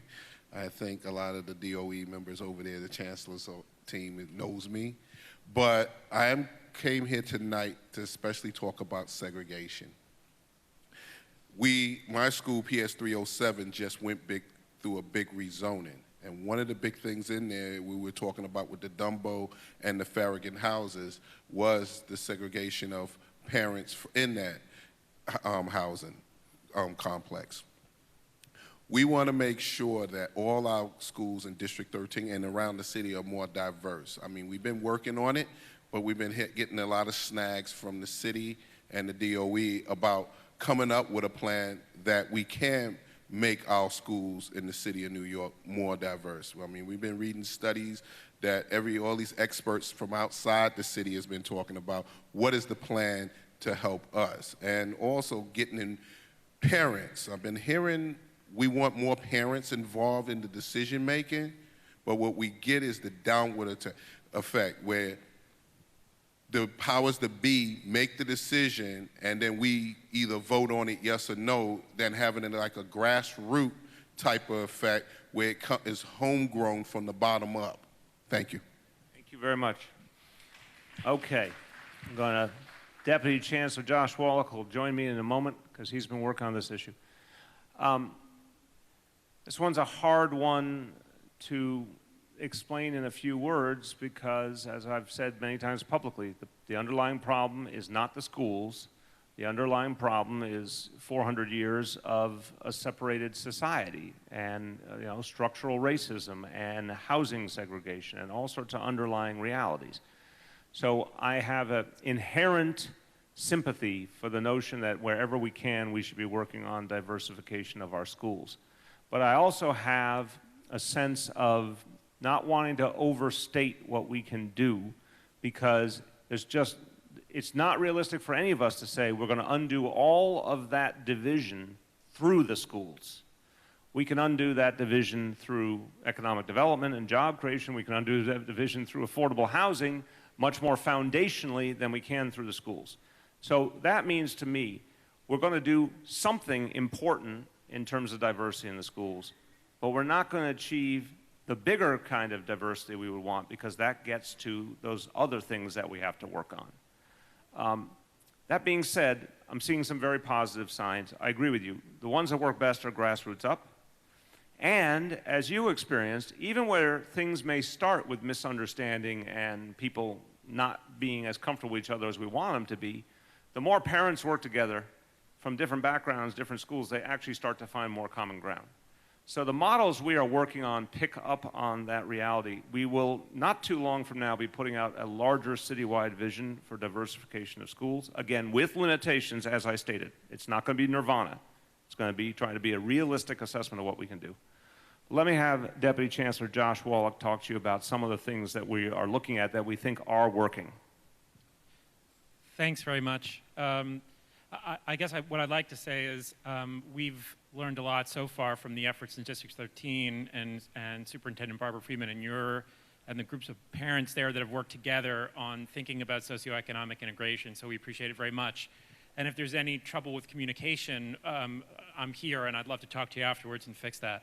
I think we're seeing, I'll just say a few words, across the city, a number of school communities, and we're trying to, as this parent pointed out, we're trying to come at it from bottom up. School communities have come forward with their own ideas about how to achieve greater diversity in those schools, and we're trying to make flexibility in our rules and systems so that that can happen. That's going to be the most promising approach. We've already started in 7 schools this year. We have a number that have applied for next year, and we'll be making some announcements soon. And then, as the mayor said, we'll have a broader vision later, but it's going to come from conversations that we have together, so we look forward to continuing those. Okay, moving on, I'm going around. So now we're in this section here. The lady over here. Thank you, Mayor. You need the microphone. Thank you, Mayor, for coming. And Alan, good afternoon. I have lived in Canarsie for the last 35 years. I brought up my kids here. This is addressed to the sanitation department. The sanitation department is not doing their job in Canarsie. And I'm quite sure a lot of people here would adhere to that. I would like to know why, or tell me, what is the reason why when you have a car parked on a street for 2 months and you report it to 311, you report it to the 69th Community Affair, and no one has done anything. On my street, it's only Wednesday for sweeping. That owner of that car is aware of what's happening. So on Wednesday, whoever takes the license plate off at night when the sanitation trucks pass, and so that the street is not cleaned. Then on Thursday morning, you would have that license plate back on the car. So he's aware that the city will not tow a car without a plate. Could you tell me why the city cannot tow a car without a plate? Years ago, when we had sanitation, you know, they would pass and give tickets. This car never got a ticket for 2 months, and it's sitting there. We're gonna try and answer the question, and we're certainly gonna follow up. So between our sanitation commissioner and then 6-9 precinct, let's let them answer. Right, we can tow a car without a plate. The challenge we have is when people take the plate off and we don't get to it immediately the same day, because it usually takes us 1 to 2 days, because we actually don't tow it, we give it to a private contractor. So we mark it and then a day or 2 after. So we're having that issue with some citizens. We're also having that issue with body shops, where they know that it's going to take me 24 to 48 hours. We're looking at what we can do in terms of making some legislative changes like we did with clothing bins, so that we can more quickly get to that issue, because we have seen a spike in 311 complaints of derelict vehicles. Okay, but let's talk about this situation. If we have a specific example that is recurrent, how do we get ahead of this one rather than having that day or 2 lag? We need to work with PD, and we have done that in many instances. So let's do it in this case. Go ahead. Good evening, ma'am. Your specific case that you're discussing will be addressed. After the meeting, I want to meet with you with my community affairs officers to discuss the situation. But just to let you know, we take these complaints regarding unregistered vehicles or just abandoned vehicles in the street very seriously. This year alone, we've had 2 aggressive tow operations with the Department of Transportation. We also had a joint operation with the Community Council regarding unregistered vehicles, abandoned vehicles in the common driveways in the residences in Canarsie. And we've also removed almost 90 vehicles this year from residential streets. So after this, we'll meet, we'll talk about it, and we're going to work on your complaint. Okay. Thank you very much. Well, I did this section. Now let me go to this section. With the young lady over here. Good evening. My question is, what are your thoughts on the immigration policies being discussed currently by the new presidential candidate, which is immigrants not being allowed in the country and students that will be affected, especially if they're not citizens of the country? Thank you. Excellent. I think you should moderate the presidential debate. You're very poised. Very simply, I believe in comprehensive immigration reform. I believe it's long overdue. I think President Obama was right to attempt the executive action to help families that are here now, including undocumented families, to be able to stay whole and get the help they deserve. I believe in the DREAM Act. I think all of these things we need to do. I think in my heart that what one of the candidates has tried to do by vilifying immigrants will backfire. Doesn't feel that way always, but I think it ultimately will backfire. And I think that next year actually will be the biggest chance we have for reform in a long time. That's what it feels like is coming up now, because I think more and more people understand we don't have a functioning immigration system. We have to get to a fundamental reform. So I am hopeful that next year will be the year. Thank you. Okay, thank you. The gentleman straight ahead. You're turning around. Yes, you, sir.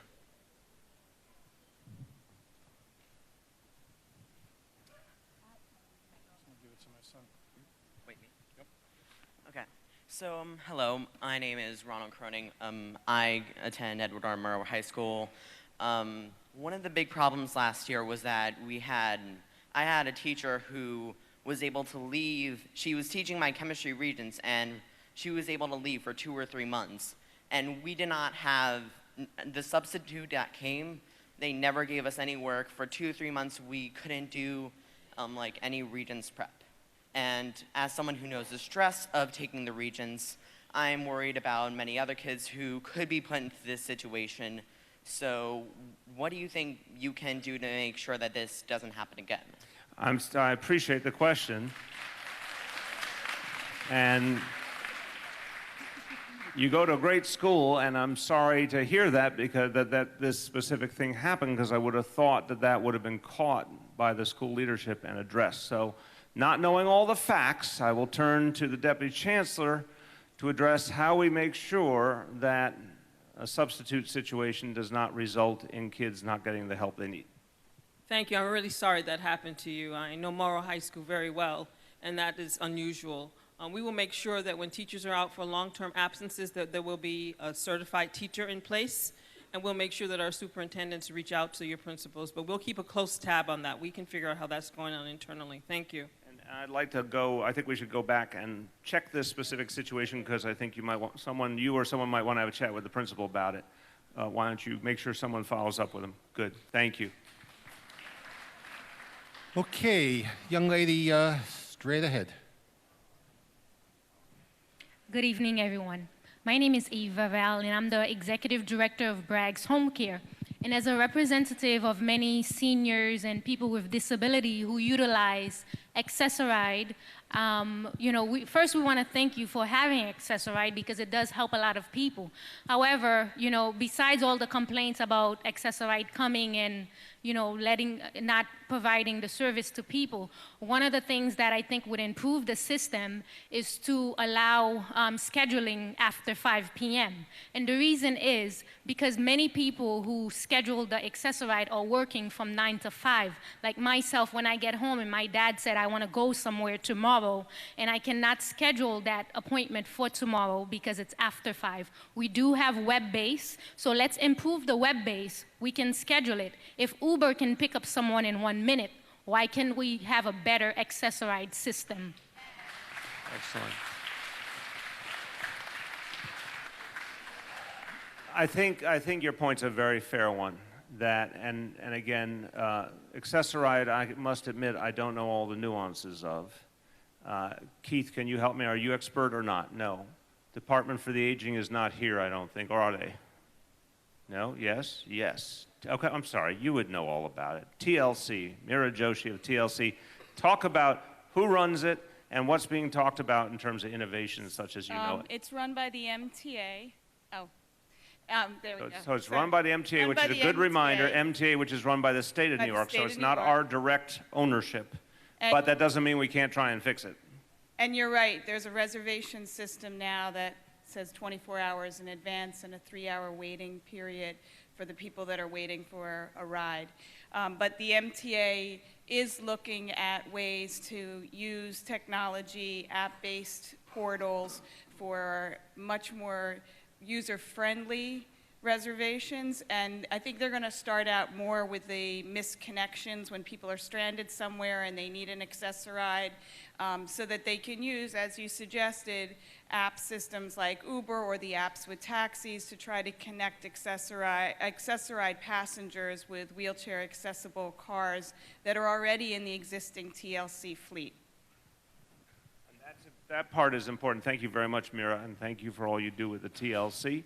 That part's important because I think the analogy to Uber is a very fair point, both on the technology, but also what we're finding is a lot of people who use Access-a-Ride could actually use a different kind of vehicle.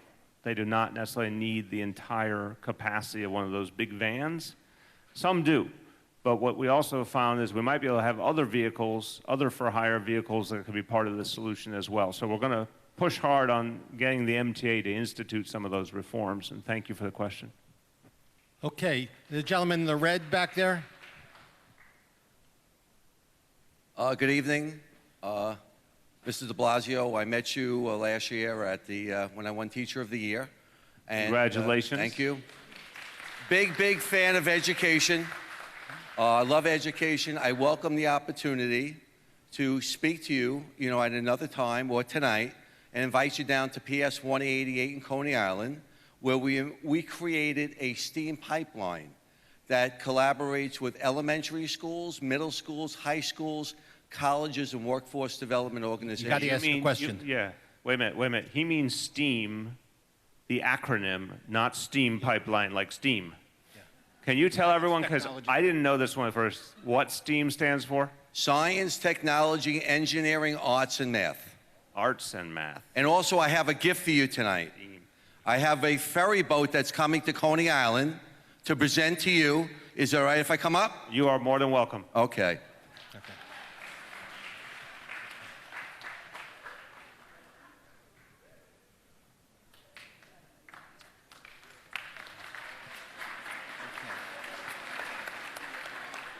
All right, gentleman in the blue checks.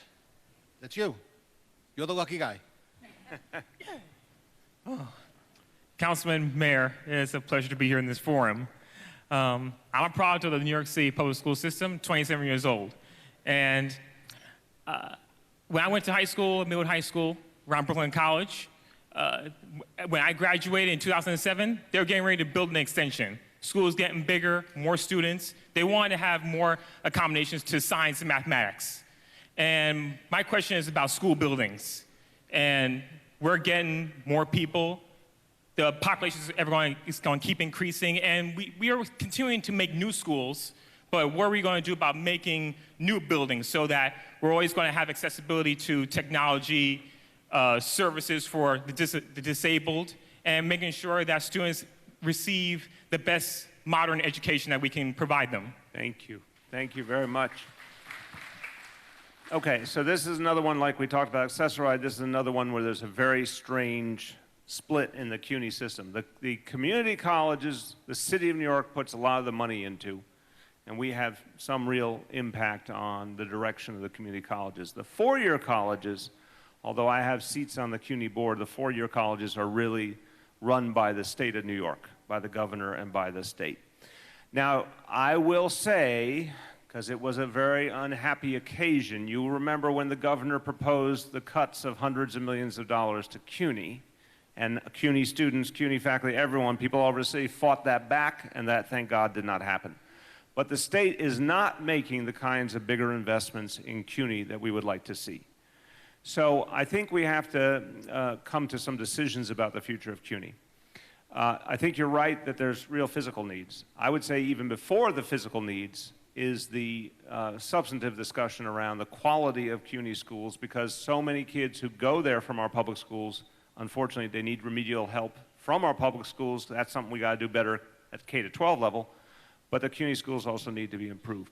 So this becomes a question of we need the state of New York to make a bigger commitment to higher education. Everything we talked about earlier about how we will ensure a future for young people and a stronger city, stronger workforce, stronger economy, it requires either a 2-year or 4-year degree for most people.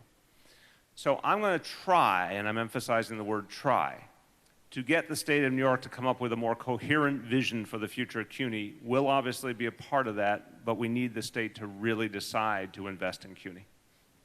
Senator Prasad just came out. All right, we just, Senator Roxanne Prasad just walked in from her trip from Albany.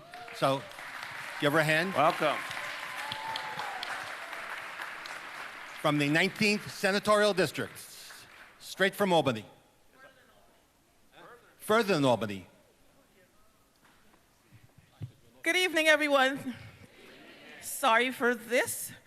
Actually, I was further than Albany. I was in Lake George and then Saratoga and then back to Brooklyn. And the traffic is horrible. It's great to see so many people out here. Hey, Dottie, good to see you over here. Thank you. And for Mr. Mayor, thank you for doing this. I know Tahira and everyone else was busy getting everything together, and it worked out well. So thank you all, and I hope you had fantastic questions, and I hope all of their questions will be answered. So. They are fantastic questions. Great. Your constituents have exceptional questions, and they're good citizens. They're very good citizens, there you yes. go. Thank you all very much. Thank you, Senator Prasad. All right, so moving around.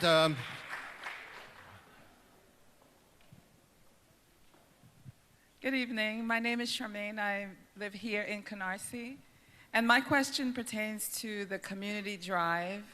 I was told that the community drive is a private area, but my problem is there's a lot of abandoned cars that's dumped in the community drive, and people are double parking in the community drive. I cannot get out to go to work in the morning because of this. I think something has to be done.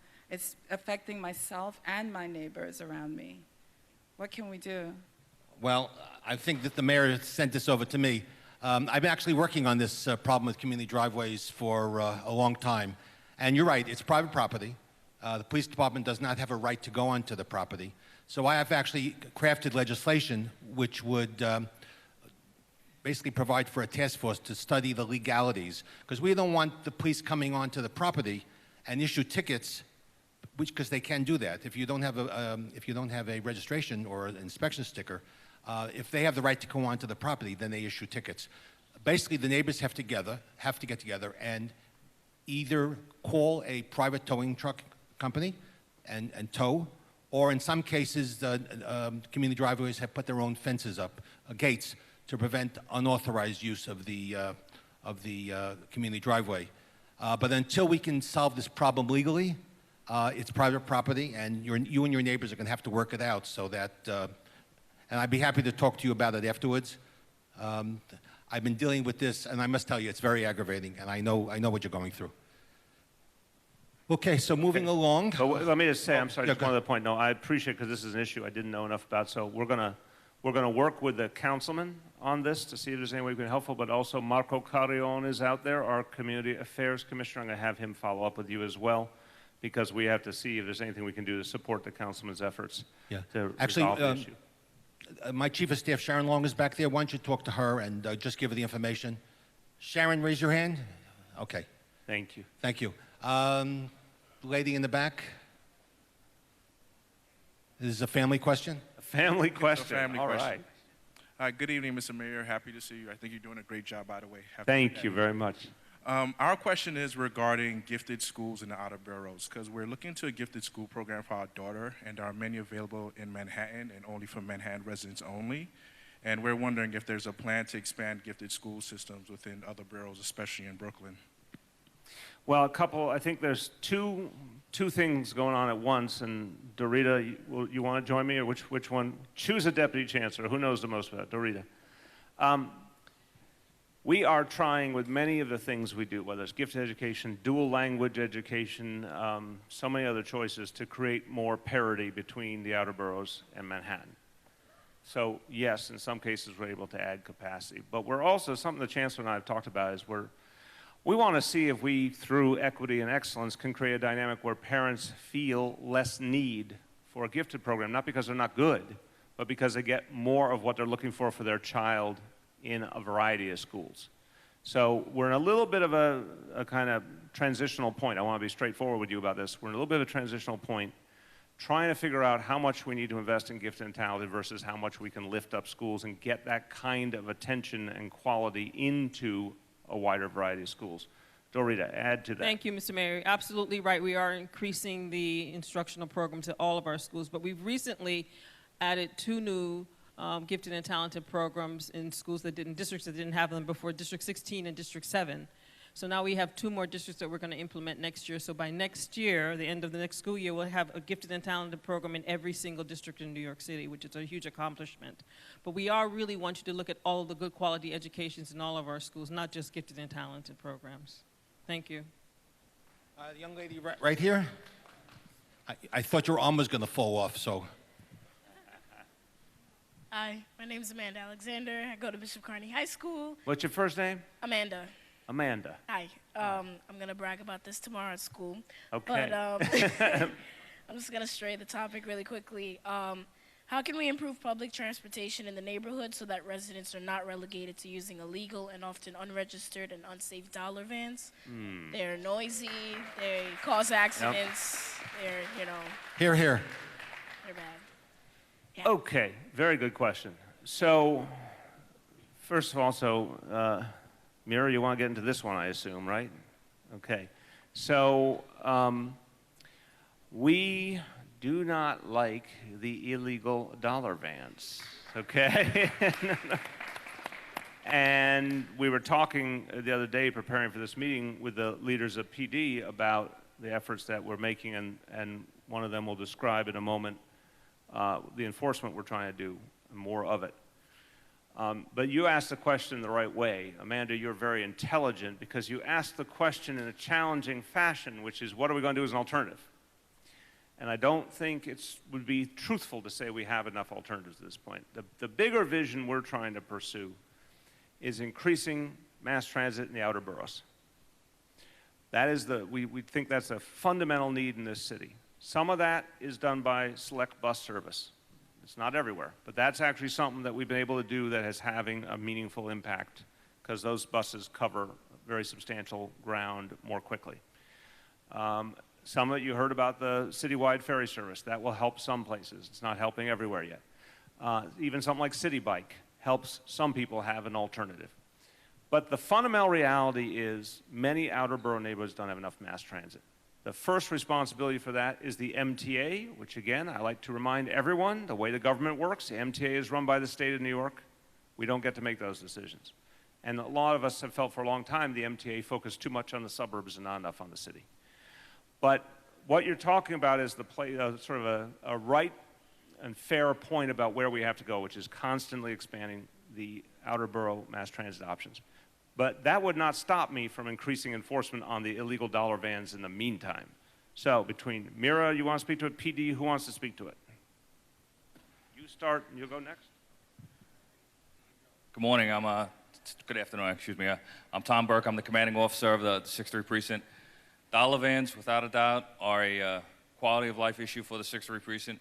We've been dealing with that. Since I got back to the 6-3 last year, we've made it a priority. This year alone, we've issued over 930 dollar van summonses to dollar vans. Made over 58 arrests of dollar van summonses for driving with suspended licenses. So it's something, I mean, last year we wrote 600 dollar van summonses, so it's a $300 increase just in this year alone. I'm working with TLC to explore different avenues to solve this problem, because it is an ongoing problem. Years ago, we used to take the TLCs, we used to be able to seize them, and that's in litigation now. It's a class action lawsuit, so we don't do that anymore. So we are exploring other options. The enforcement is definitely a part of it, the education, letting people know what they can and cannot do. And we've done 4 joint operations this month alone with TLC. We are going to continue to do that, but we are exploring other options and with the TLC, and she'll probably be able to better speak to you about what we're doing. So I think you hit a really good point, is that there's not enough safe, legal transportation options. And a big part of the problem with illegal dollar vans is educating passengers to make a decision not to get into an illegal. And what does that mean? That means an illegal has a driver that hasn't been gone under a criminal background check, hasn't been drug tested. The van doesn't have insurance. It might not have good tires or good brakes. So people are taking their lives, they're putting their lives at risk. They're putting kids' lives at risk when they're using them to get to school when they get in the illegals. So one of our big pushes is to try to understand how to get communities to choose legal commuter vans over illegal commuter vans. And we've started by using markings. We'd really like to get the legal commuter van community to embrace that more, so we can brand them just like we brand taxis. So everybody in the community can easily see what is a legal licensed vehicle versus what's an illegal vehicle.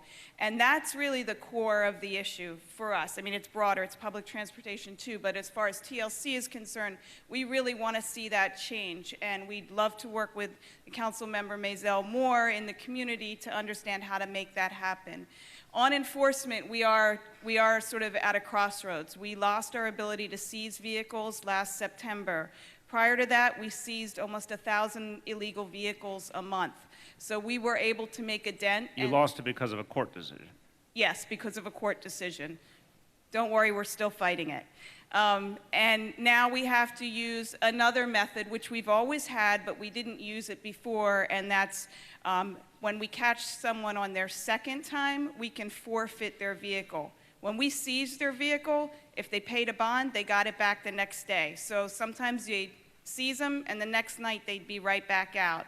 If we're able to go forward with forfeiture, when we take the vehicle, they're not getting it back. It gets sold at auction.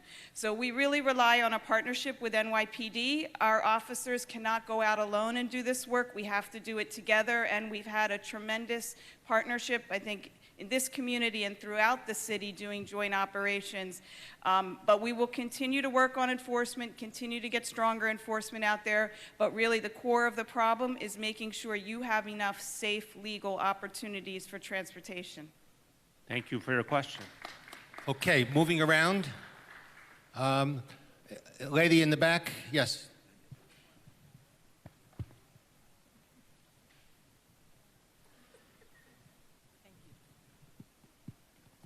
Good evening, Mr. Mayor. My name is Joy Riley. I am a member of the Precinct Community Council and several other organizations in this community. My question today is, what can you do with the housing court for us small landlords, as they call us? The landlords, you go to the housing court with a problem, you have tenants not paying you, you go there, you get information from the housing court, they provide you with a list of processors, you pay these people to process your papers, and then you're dead right there. And it runs into thousands of dollars because you have to start all over or fork out thousands of dollars to get a lawyer, which is not right. We are the ones that is actually holding up this community with all the taxes that we are paying. This is a 2-family, 3-family, 4-family. We have tenants. We should not be going around and suffering and have to fork out thousands of dollars of our pocket to get help from the housing court. They need to have a better system. And we have a lot of nomad tenants would come, they run up your bill. I have a lady I spoke to in several, $13,000 before, and 18 months before she can get that person out of a house. Another one, $10,000, and still fighting because she cannot get that person out of the house. What is wrong with our system? Are we going to lose our homes before we get the right legal advice or the right legal representation? No, it's a great question. And I don't know, I know Steve Banks knows a lot about housing court, so I might ask you to jump in unless someone else makes more sense. But this is a really thorny problem that you raise, and it's a very fair problem. No one would ever say on either side of the ledger, by the way, that housing court is where it needs to be right now. Plenty of tenants would say it's not working for them. Plenty of landlords would say it's not working for them. You're pointing out the smaller landlords end up in a very tough situation. I think a lot of bigger landlords have lawyers and are able to defend themselves pretty well. Landlords, not counting you, obviously, there are some landlords who do the wrong thing, and that's another problem. But the honest, hardworking landlord trying to simply keep their house up through the rent can be put in the situation that you're talking about. I've seen plenty of evidence of that.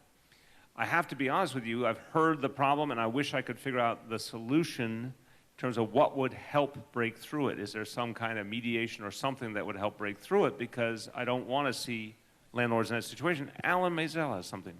So a couple years ago, I initiated with the courts a small building part to housing court.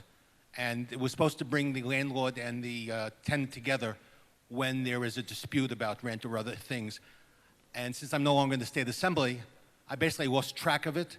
I'm going to follow through and find out if it's still in existence. If it's still in existence, it's supposed to serve people like you in your situation where there is a dispute about rent, and this way you don't have to go through the whole convoluted legal process. So if you talk to me afterwards, I'll talk to you about it. No. So the other thing is, I want to just say, ma'am, that our Social Services Commissioner, Steve Banks, makes the point, who's very much an expert on the larger realities of housing court, makes the point that there are some things we can do in some specific cases. So I just want him to speak to that. Again, as the mayor says, it's not a complete solution to the problem, but during the current administration, the mayor has given us the ability to pay rent for many tenants who are faced with housing court matters. And for some small landlords, whereas before the Social Services Agency may not have paid back rent, and that has certainly caused problems, I know, for small landlords. We have greater flexibility to pay back rent, and that may help alleviate some of the situations. I know there may be disputes that go beyond the rent, but to the extent that we can have somebody come to us and they're in need of back rent, we may be able to pay it, and that will let some of the pressure off the disputes. I know, again, it's not a complete answer, but it may help in certain cases. And if that might help in your case, please see the commissioner. Just, you don't need to respond. I'm just saying if that might help, feel free to see him. All right. Okay, but we're going to try and find a bigger solution. Thank you. I was negligent earlier. I forgot to mention that we have the great Frida Manos, who is representing Congressman Hakeem Jeffries,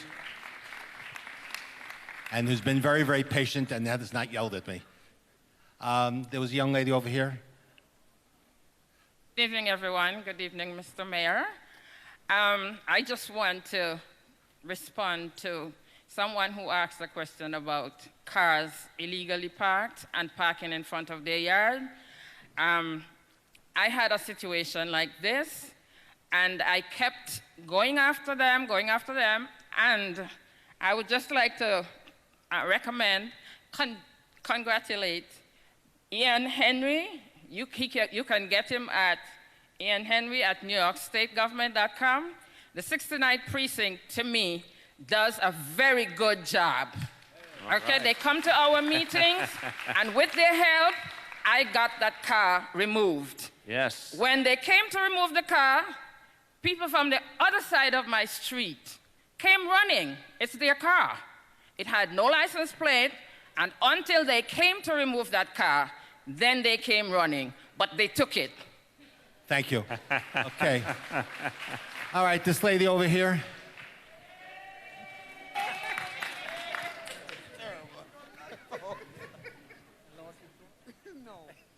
Good evening, everyone. Good evening. My name is Hillary Bucknell. I'm a member of the District 18 community. You spoke about the 7th grade movement for the young people who are going through those tender years, moving forward. My question is, there is a program that your wife has in place called Thrive. Where is it and how does it correlate with the plans that you have for the 7th graders? Excellent question. Thank you. So, my wife, this young man has had enough of this meeting. My wife has been leading the effort around mental health, and you're right, the program is called Thrive.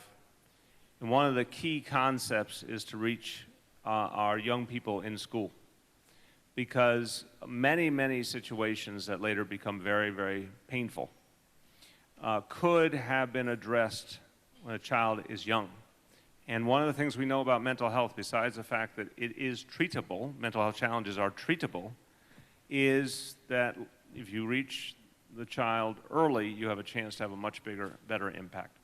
So for example, even at the pre-K level, we are teaching all our pre-K teachers how to identify if there are challenges that need additional mental health professional support. In terms of our community schools, every single one of them has mental health capacity in the building.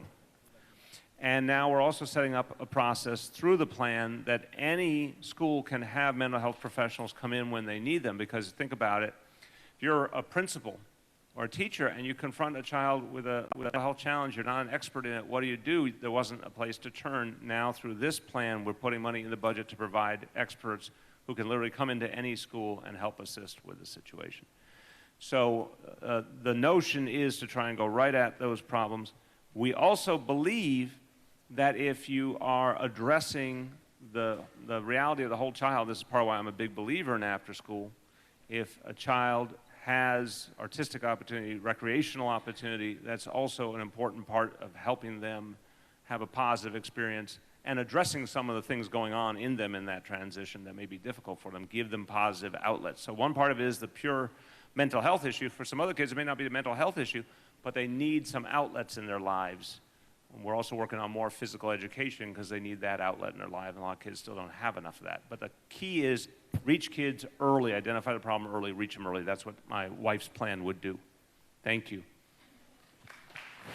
All right, how about this young lady over here?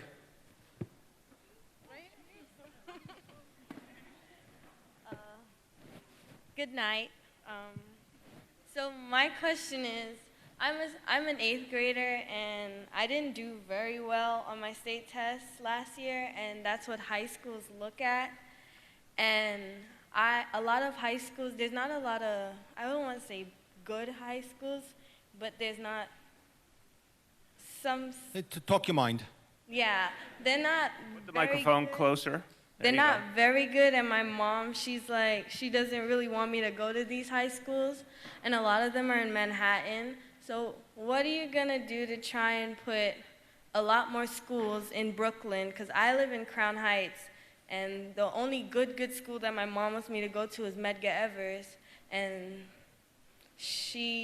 there needs to be a lot more. Okay, I got you. I appreciate the question very much.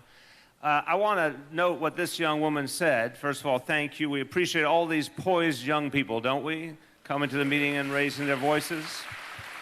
Thank you. Now, you have given an advertisement for my initiative behind you, Equity and Excellence for All. Why? Because she said, well, my mother thinks there's only one good school, okay? This is how we all have come up. What's the good school? What's the bad school? What's the good school, like the one we really want to get into? And I'm trying to say that was not the way it ever should have been, and we don't accept that. It's one thing to say that some schools will be exceptional, But the notion that you could look at a bunch of schools in your neighborhood and not feel comfortable with any of them is unacceptable. And that's been the reality for too many years. So we're trying to bring up a number of schools rapidly and give a lot more choice. We also are opening some new options to try and, in areas where we don't think there's enough good options. But I also think, and I live not too far from you, normally, and now I'm at Gracie Mansion, but normally I live over in Park Slope, so I don't live too far from you. And I do know in much of Brooklyn, there have been some stronger schools developing over the years that maybe wasn't true 5 or 10 years ago, but some of the newer schools are doing very, very well. So I want to make sure you and your mother have the most up-to-date information. So we're going to go over here. Who wants to speak to the wonderful school options we have and how a young person can get the best sense of their options and how we're helping parents to understand their options? We want to give parents and students a lot of options, so thank you for your question. There's just not, Medgar Evers is a great school, but there are a lot of other great schools in Brooklyn as well. And I think that one of the things that we'd like you to know is that we are having the high school fair this weekend, so you should go to that anyway, and then we're going to do the borough-wide high school fairs. And we believe in multiple criteria, so it's not just that test score. So I don't want you to feel badly about that you didn't get a level 4, whatever level you were looking for. That's not the only way to get into a high school, but we have very strong high schools that are there. But we do have new high schools that we're opening up in Brooklyn, and we have a new tool that you can go to soon. It's coming out that you can actually put in what your interests are and what you'd like to sort of major in high school, and then you can be able to sort of identify a list of schools that are in Brooklyn or in the nearby vicinity for you to go to. Elizabeth? That tool is live now. You can go to schoolfinder.nyc.gov and it will pop up and you can look by interest area and narrow your search and find schools to go visit and learn more about. Schoolfinder.nyc.gov.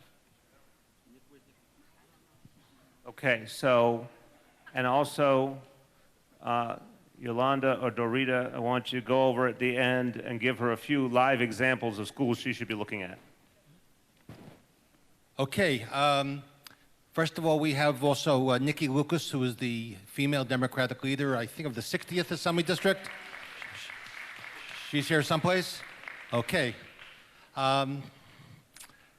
This young lady over here. We're going to get to everybody. The session's very, no, we're not going to get to everybody. Well, we'll get to a lot of people. We're going to get to most everybody. Many people. Some everybody. Some everybody. I can't resist a little girl. That's a new phrase, some everybody. Hi. Hi. Okay. She did good. The first word came out. Hello, Mr. Mayor. My name is Ana Jaramillo. You know my husband, Herman. Yes. And it's Slow. Yeah. And my question is, I'm a foster mother of several kids, and the problem is these kids are in the system for so many years. This little girl been in the system, been with me from she was born. Parents are not doing what they're really supposed to do, and the years is passing. She's understanding more and more of what's going on. You know, the behavior at the visit with the parent does not work because they don't care how she feels when they say what they say. And we are in court right now, and I don't know how much longer this is going to last with this child in the system. No, their rights have not been terminated, and this child does not know them like that. She does not want to be there with them. How can we help? I would like to know why it takes so long for the kids to stay in the system. Yeah. When the parents doesn't really want them, they're just killing time. No, I appreciate it. We've been trying. I'm not sure we have anyone here from ACS, but we can connect you to someone for sure. Look, I think part of it is we want these things to go faster. There's no two ways about it. We want kids for whom the situation with their birth parents isn't working out. We want their situation clarified so they don't end up in limbo. And we also want to make sure that any kids in foster care have a long-term plan of how we're going to support them. But I do think sometimes things get tied up because of legal matters that we don't control, but that we're still trying to overcome. What we'll do is, Alexis, will you follow up We will get you the right person, a senior level person at Administration for Children's Services who can talk to you about the situation here and see if there's anything we can do to expedite it. And Alexis will make it happen. Okay. Thank you very much. Going around.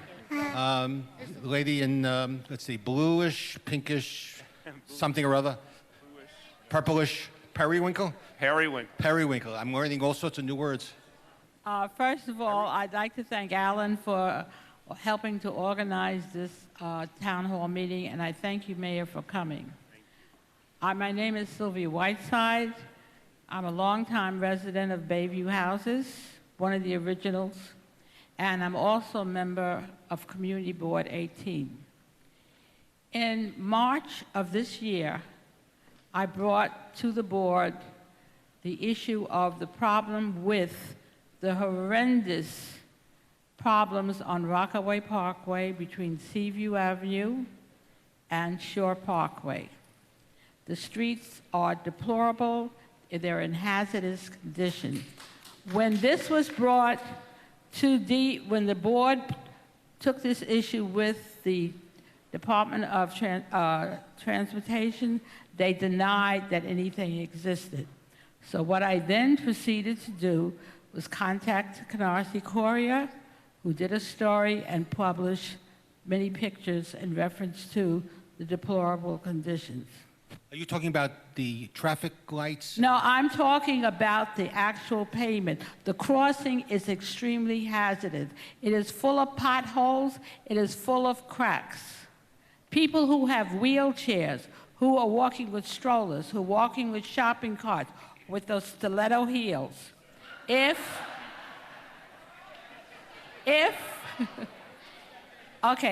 they get caught in one of the cracks and the traffic light changes, they're stuck. And I know of instances where that has happened with people with walkers and with shopping carts. Okay, and so in April, when it was brought back to the Department of Transportation by the Community Board, they were supposed to come back with a plan to address this issue. To date, nothing has been done. If you go and examine that area between those blocks, Rockaway Parkway, between Seaview Avenue and Shore Parkway, you will see the deplorable conditions.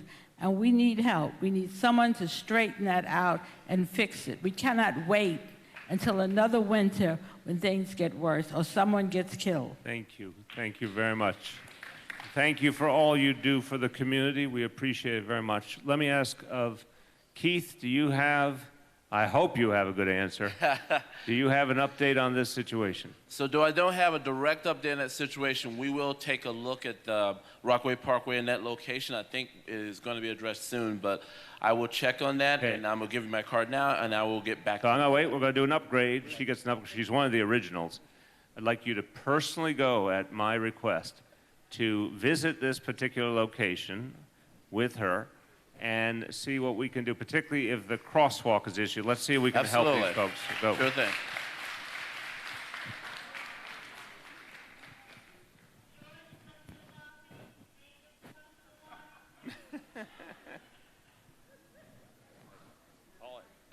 All right, moving along. Lady in yellow.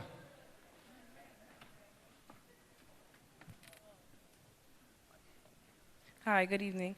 I'm a Canarsie resident for 3 years, and when we moved into our house, within 1 month, our sewer pipe was backing up, and they told us, our neighbors told us about the DP insurance, so we paid for that, and it has backed up several times throughout the 3 years. And as I understand that they have, like, I guess, how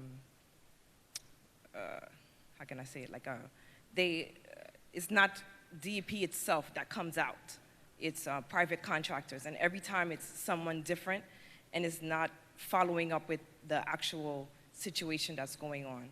So I wanted to know if there's any way I can get some help for that, because it's All like right. every couple of months I'm calling and somebody comes out and it puts a little Band-Aid on the situation and it backs up The again. DEP commissioner is here, so you're going to hear straight from the horse's mouth.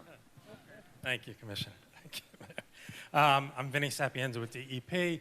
Yes, so we have a contract with a private plumber, basically, who makes repairs to water mains or sewer lines from a home to the city's utility sewer or water main. If it's broken, they'll fix it. If it's just a clog, you have to really get your own plumber. That's not covered by that policy that you may have through your water bill. So if, was it a break or was it just a clog, I guess, that was causing the backup?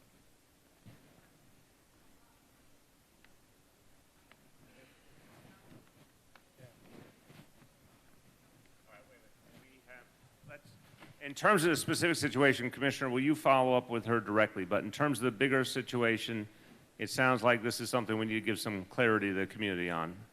Go ahead. Okay. Lady in, standing up. Let's get her a microphone. There we go. Thank you very much. Thank you, Mr. Mayor, for coming to Canarsie. I just want to talk about something which is dear to my heart. My 16-year-old son, Carlton Loxley Bennett, who was shot and killed for a gold chain. He was a great soccer player at Canarsie High School. One of the things that I've done over the years in his memory is to start a foundation from my own pockets and pockets from friends and families. We have been doing a lot of work all over, I would say most of the boroughs, helping young kids stay in school by providing scholarship in terms of if they are graduating to go to college, we try to give them something. We provide school supplies. We provide clothing for proms, graduation. We provide food.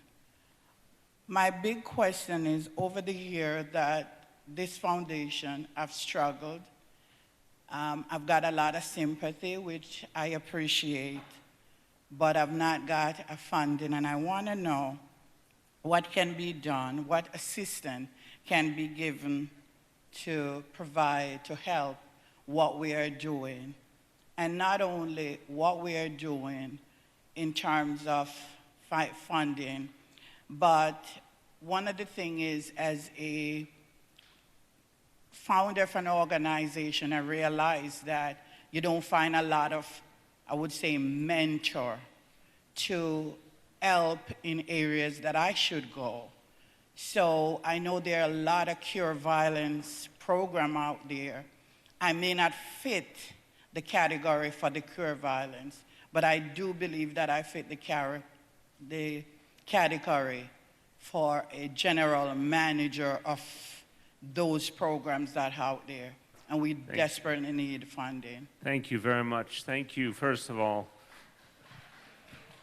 Thank you for the fact you've been through such pain and you try to turn around and do something so good for other people. I want to thank you for that, and thank you for your strength turning and helping others.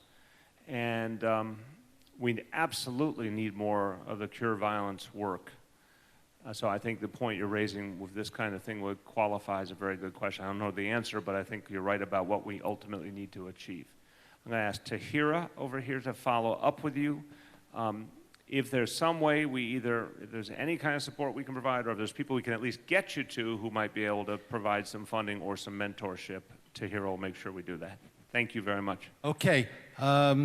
Lady in white. Hey there, how you doing? Wait, we need a microphone. Okay, I understand that the importance of education.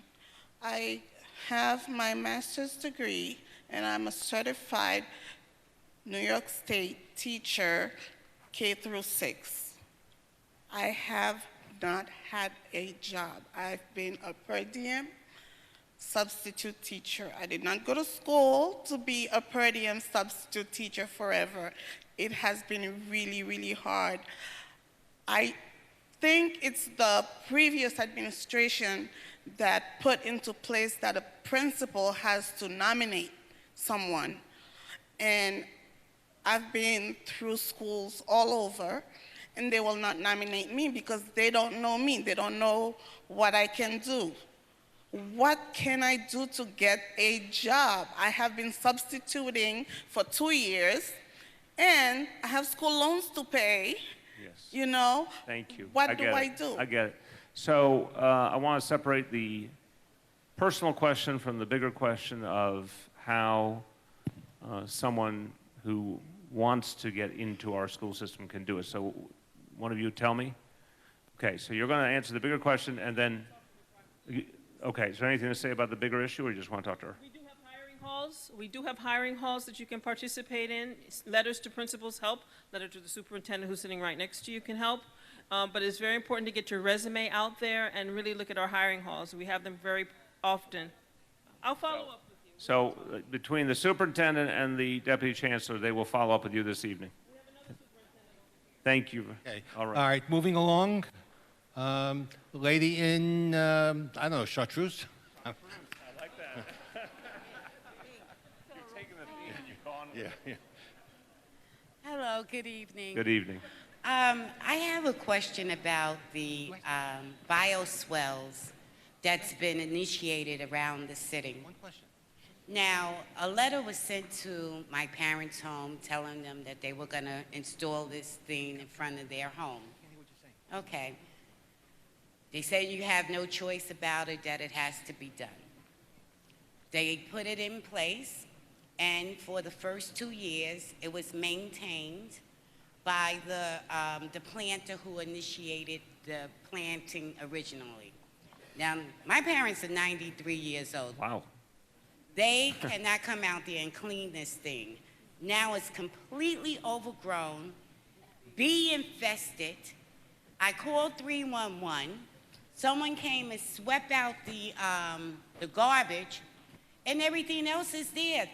Whatever the planting was is meeting the tree that's in the middle of it, and the bees are everywhere. People can't even walk down the side. Okay, I got you. I got you. Who does bioswells? DEP.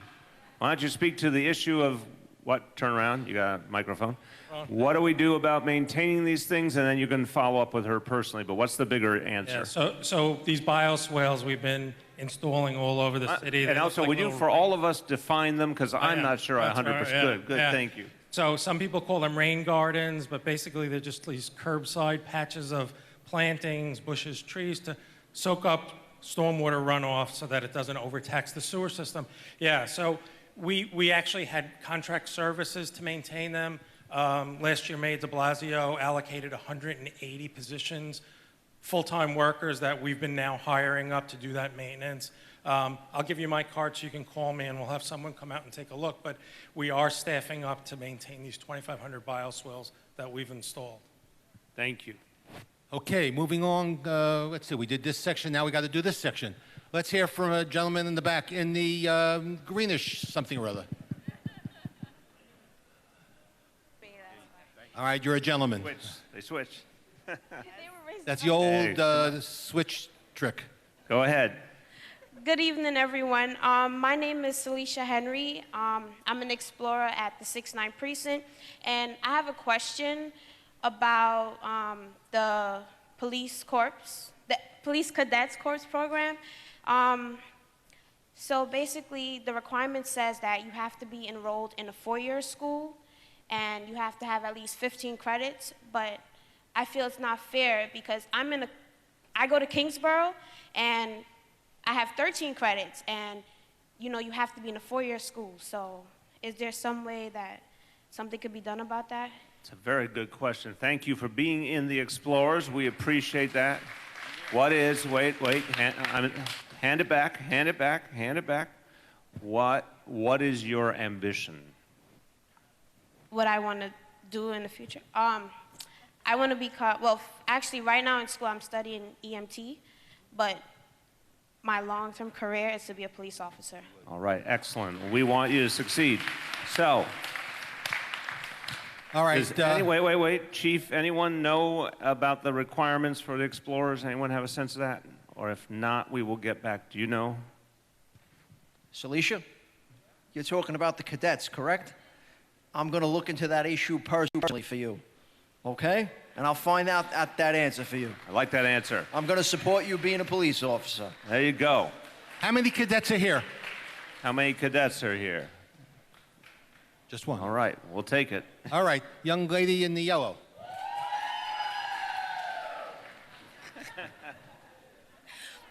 Good evening, everyone. My name is Abby Hall.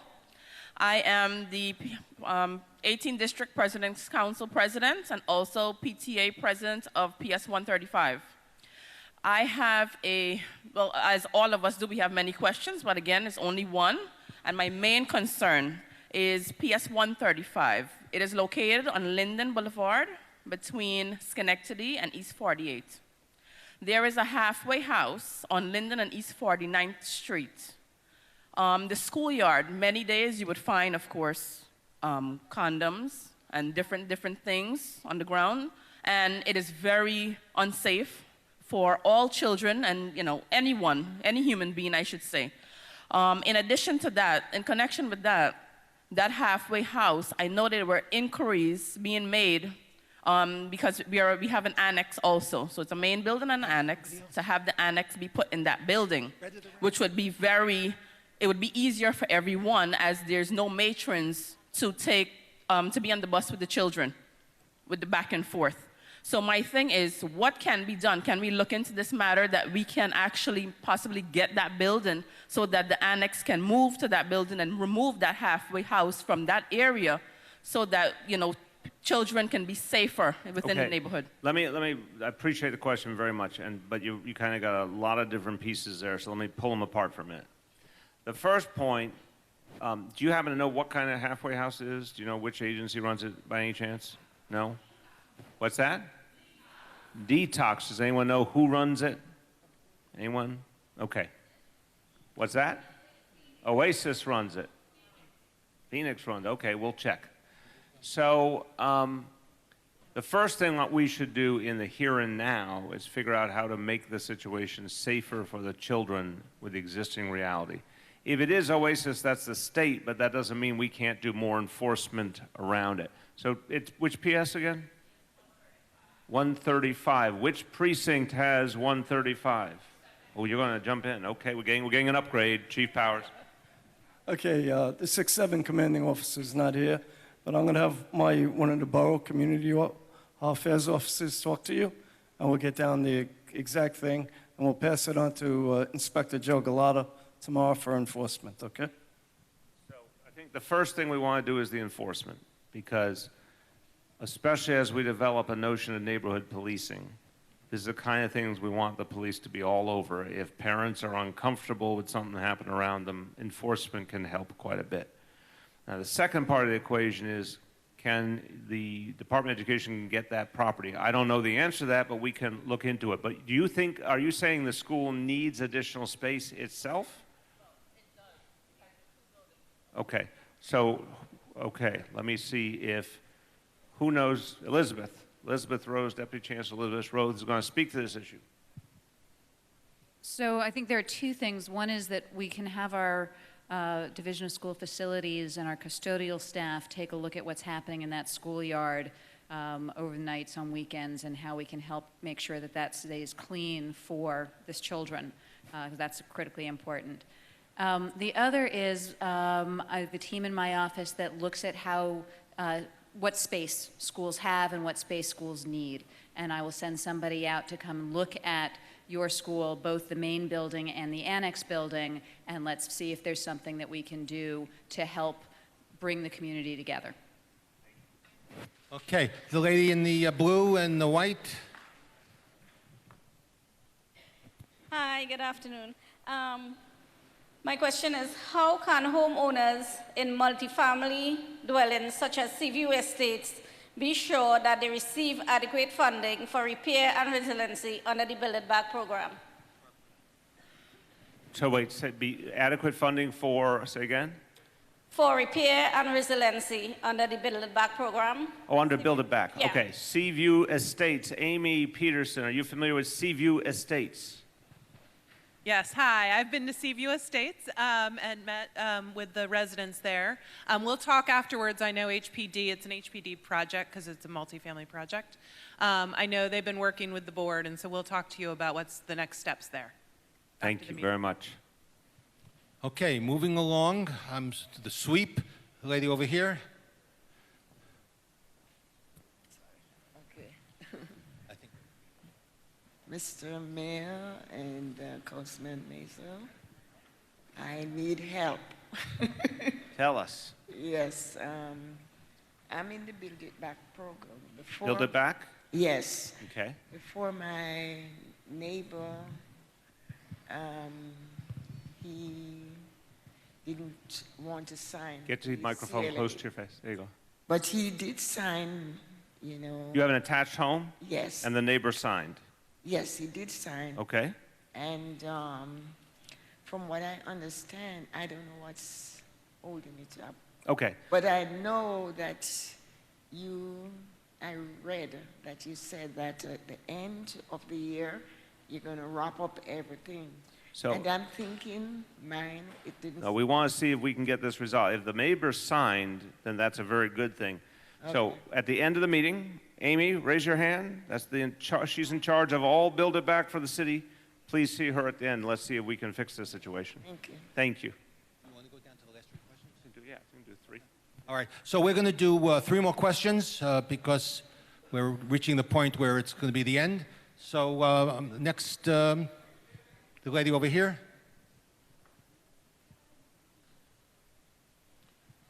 Good evening, everyone. As a parent, it's happened that sometimes our children, even we choose the school, they end up to school that we realize that that school doesn't meet their needs.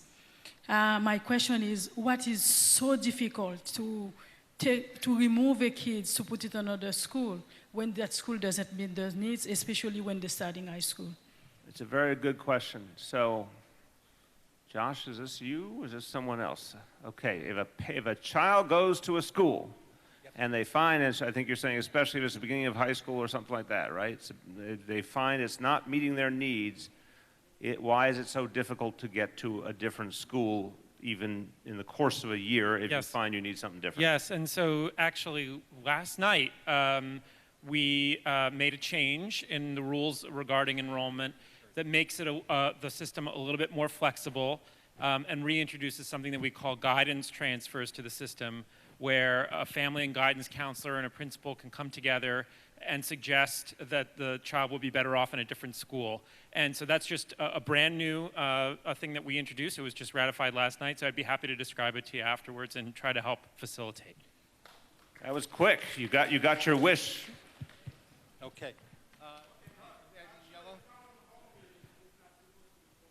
And it's your political. Everybody's raising their hands. Go ahead, come. Come on, everyone, keep going.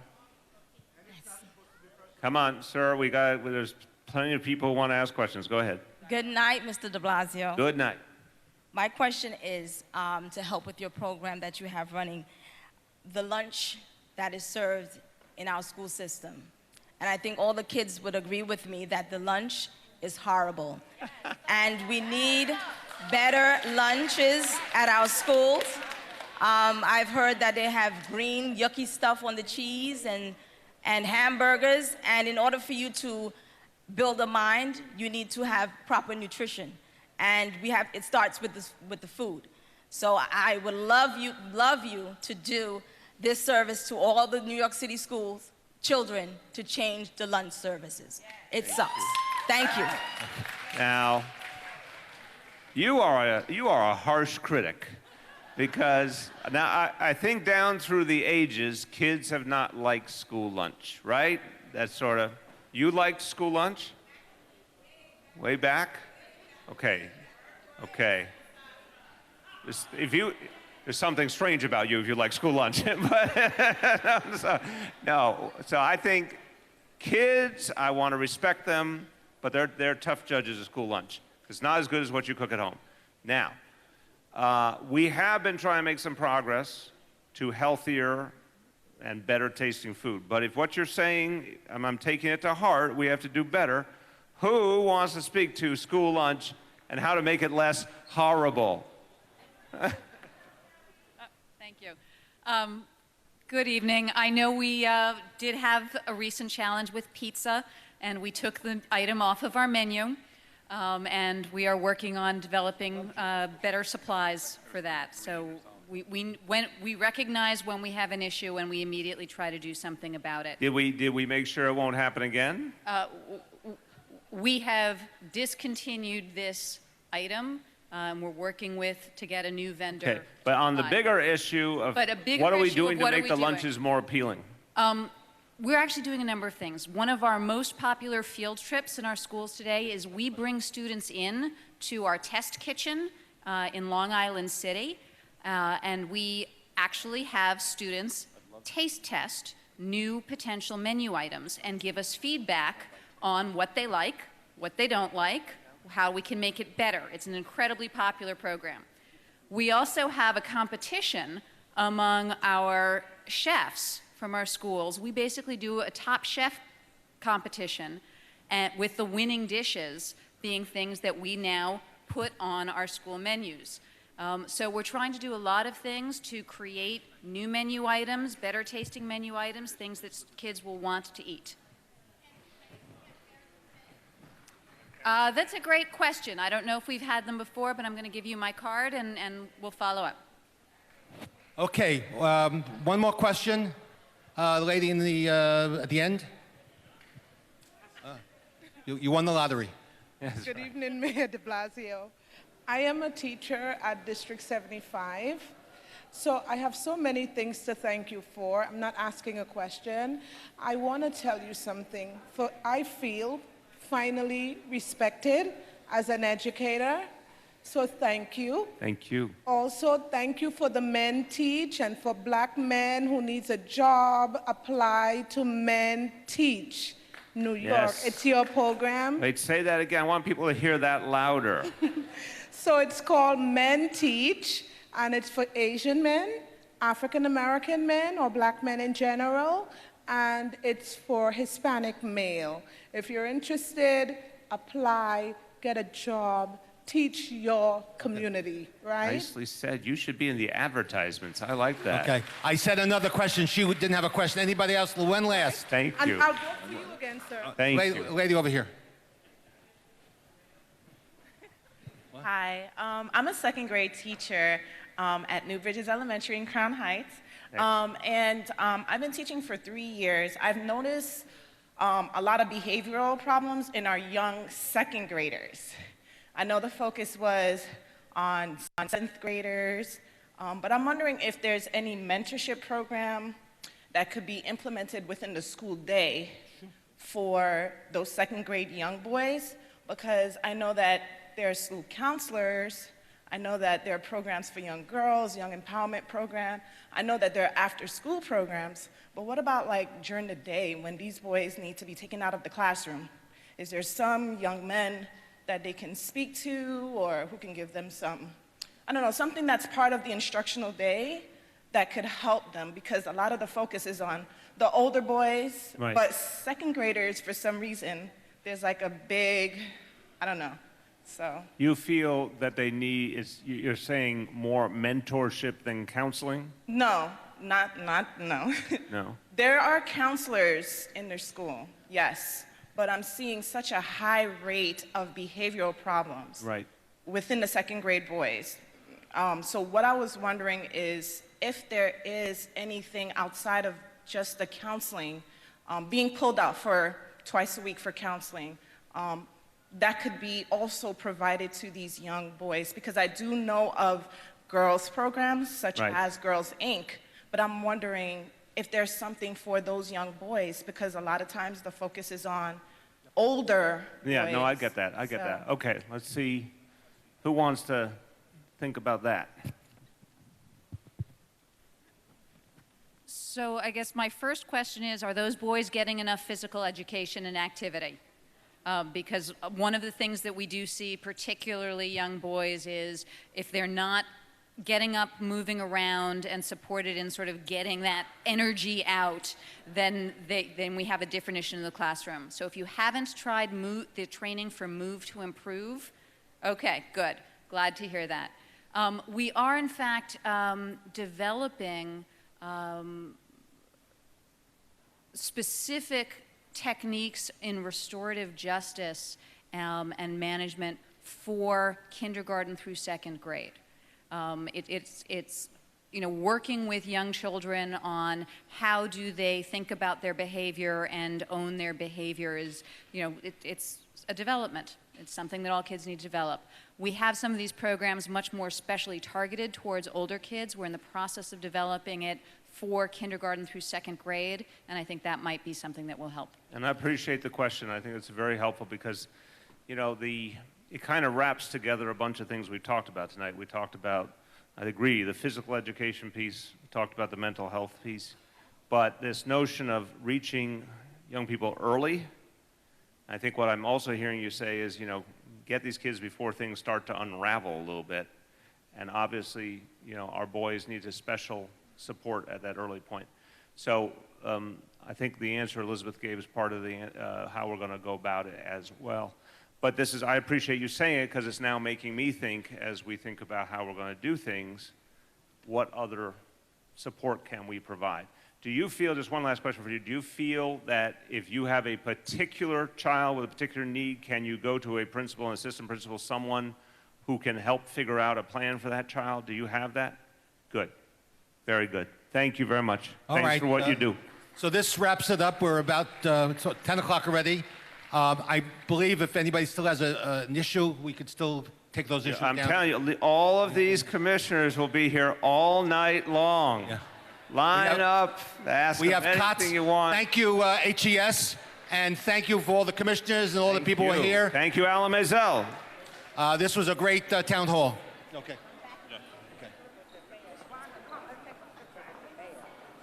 Okay. He's going to take a picture with the mayor. Yeah. So he's the landlord. Yeah. So can you make it just a minute? Yeah. Okay. Hey, you didn't ask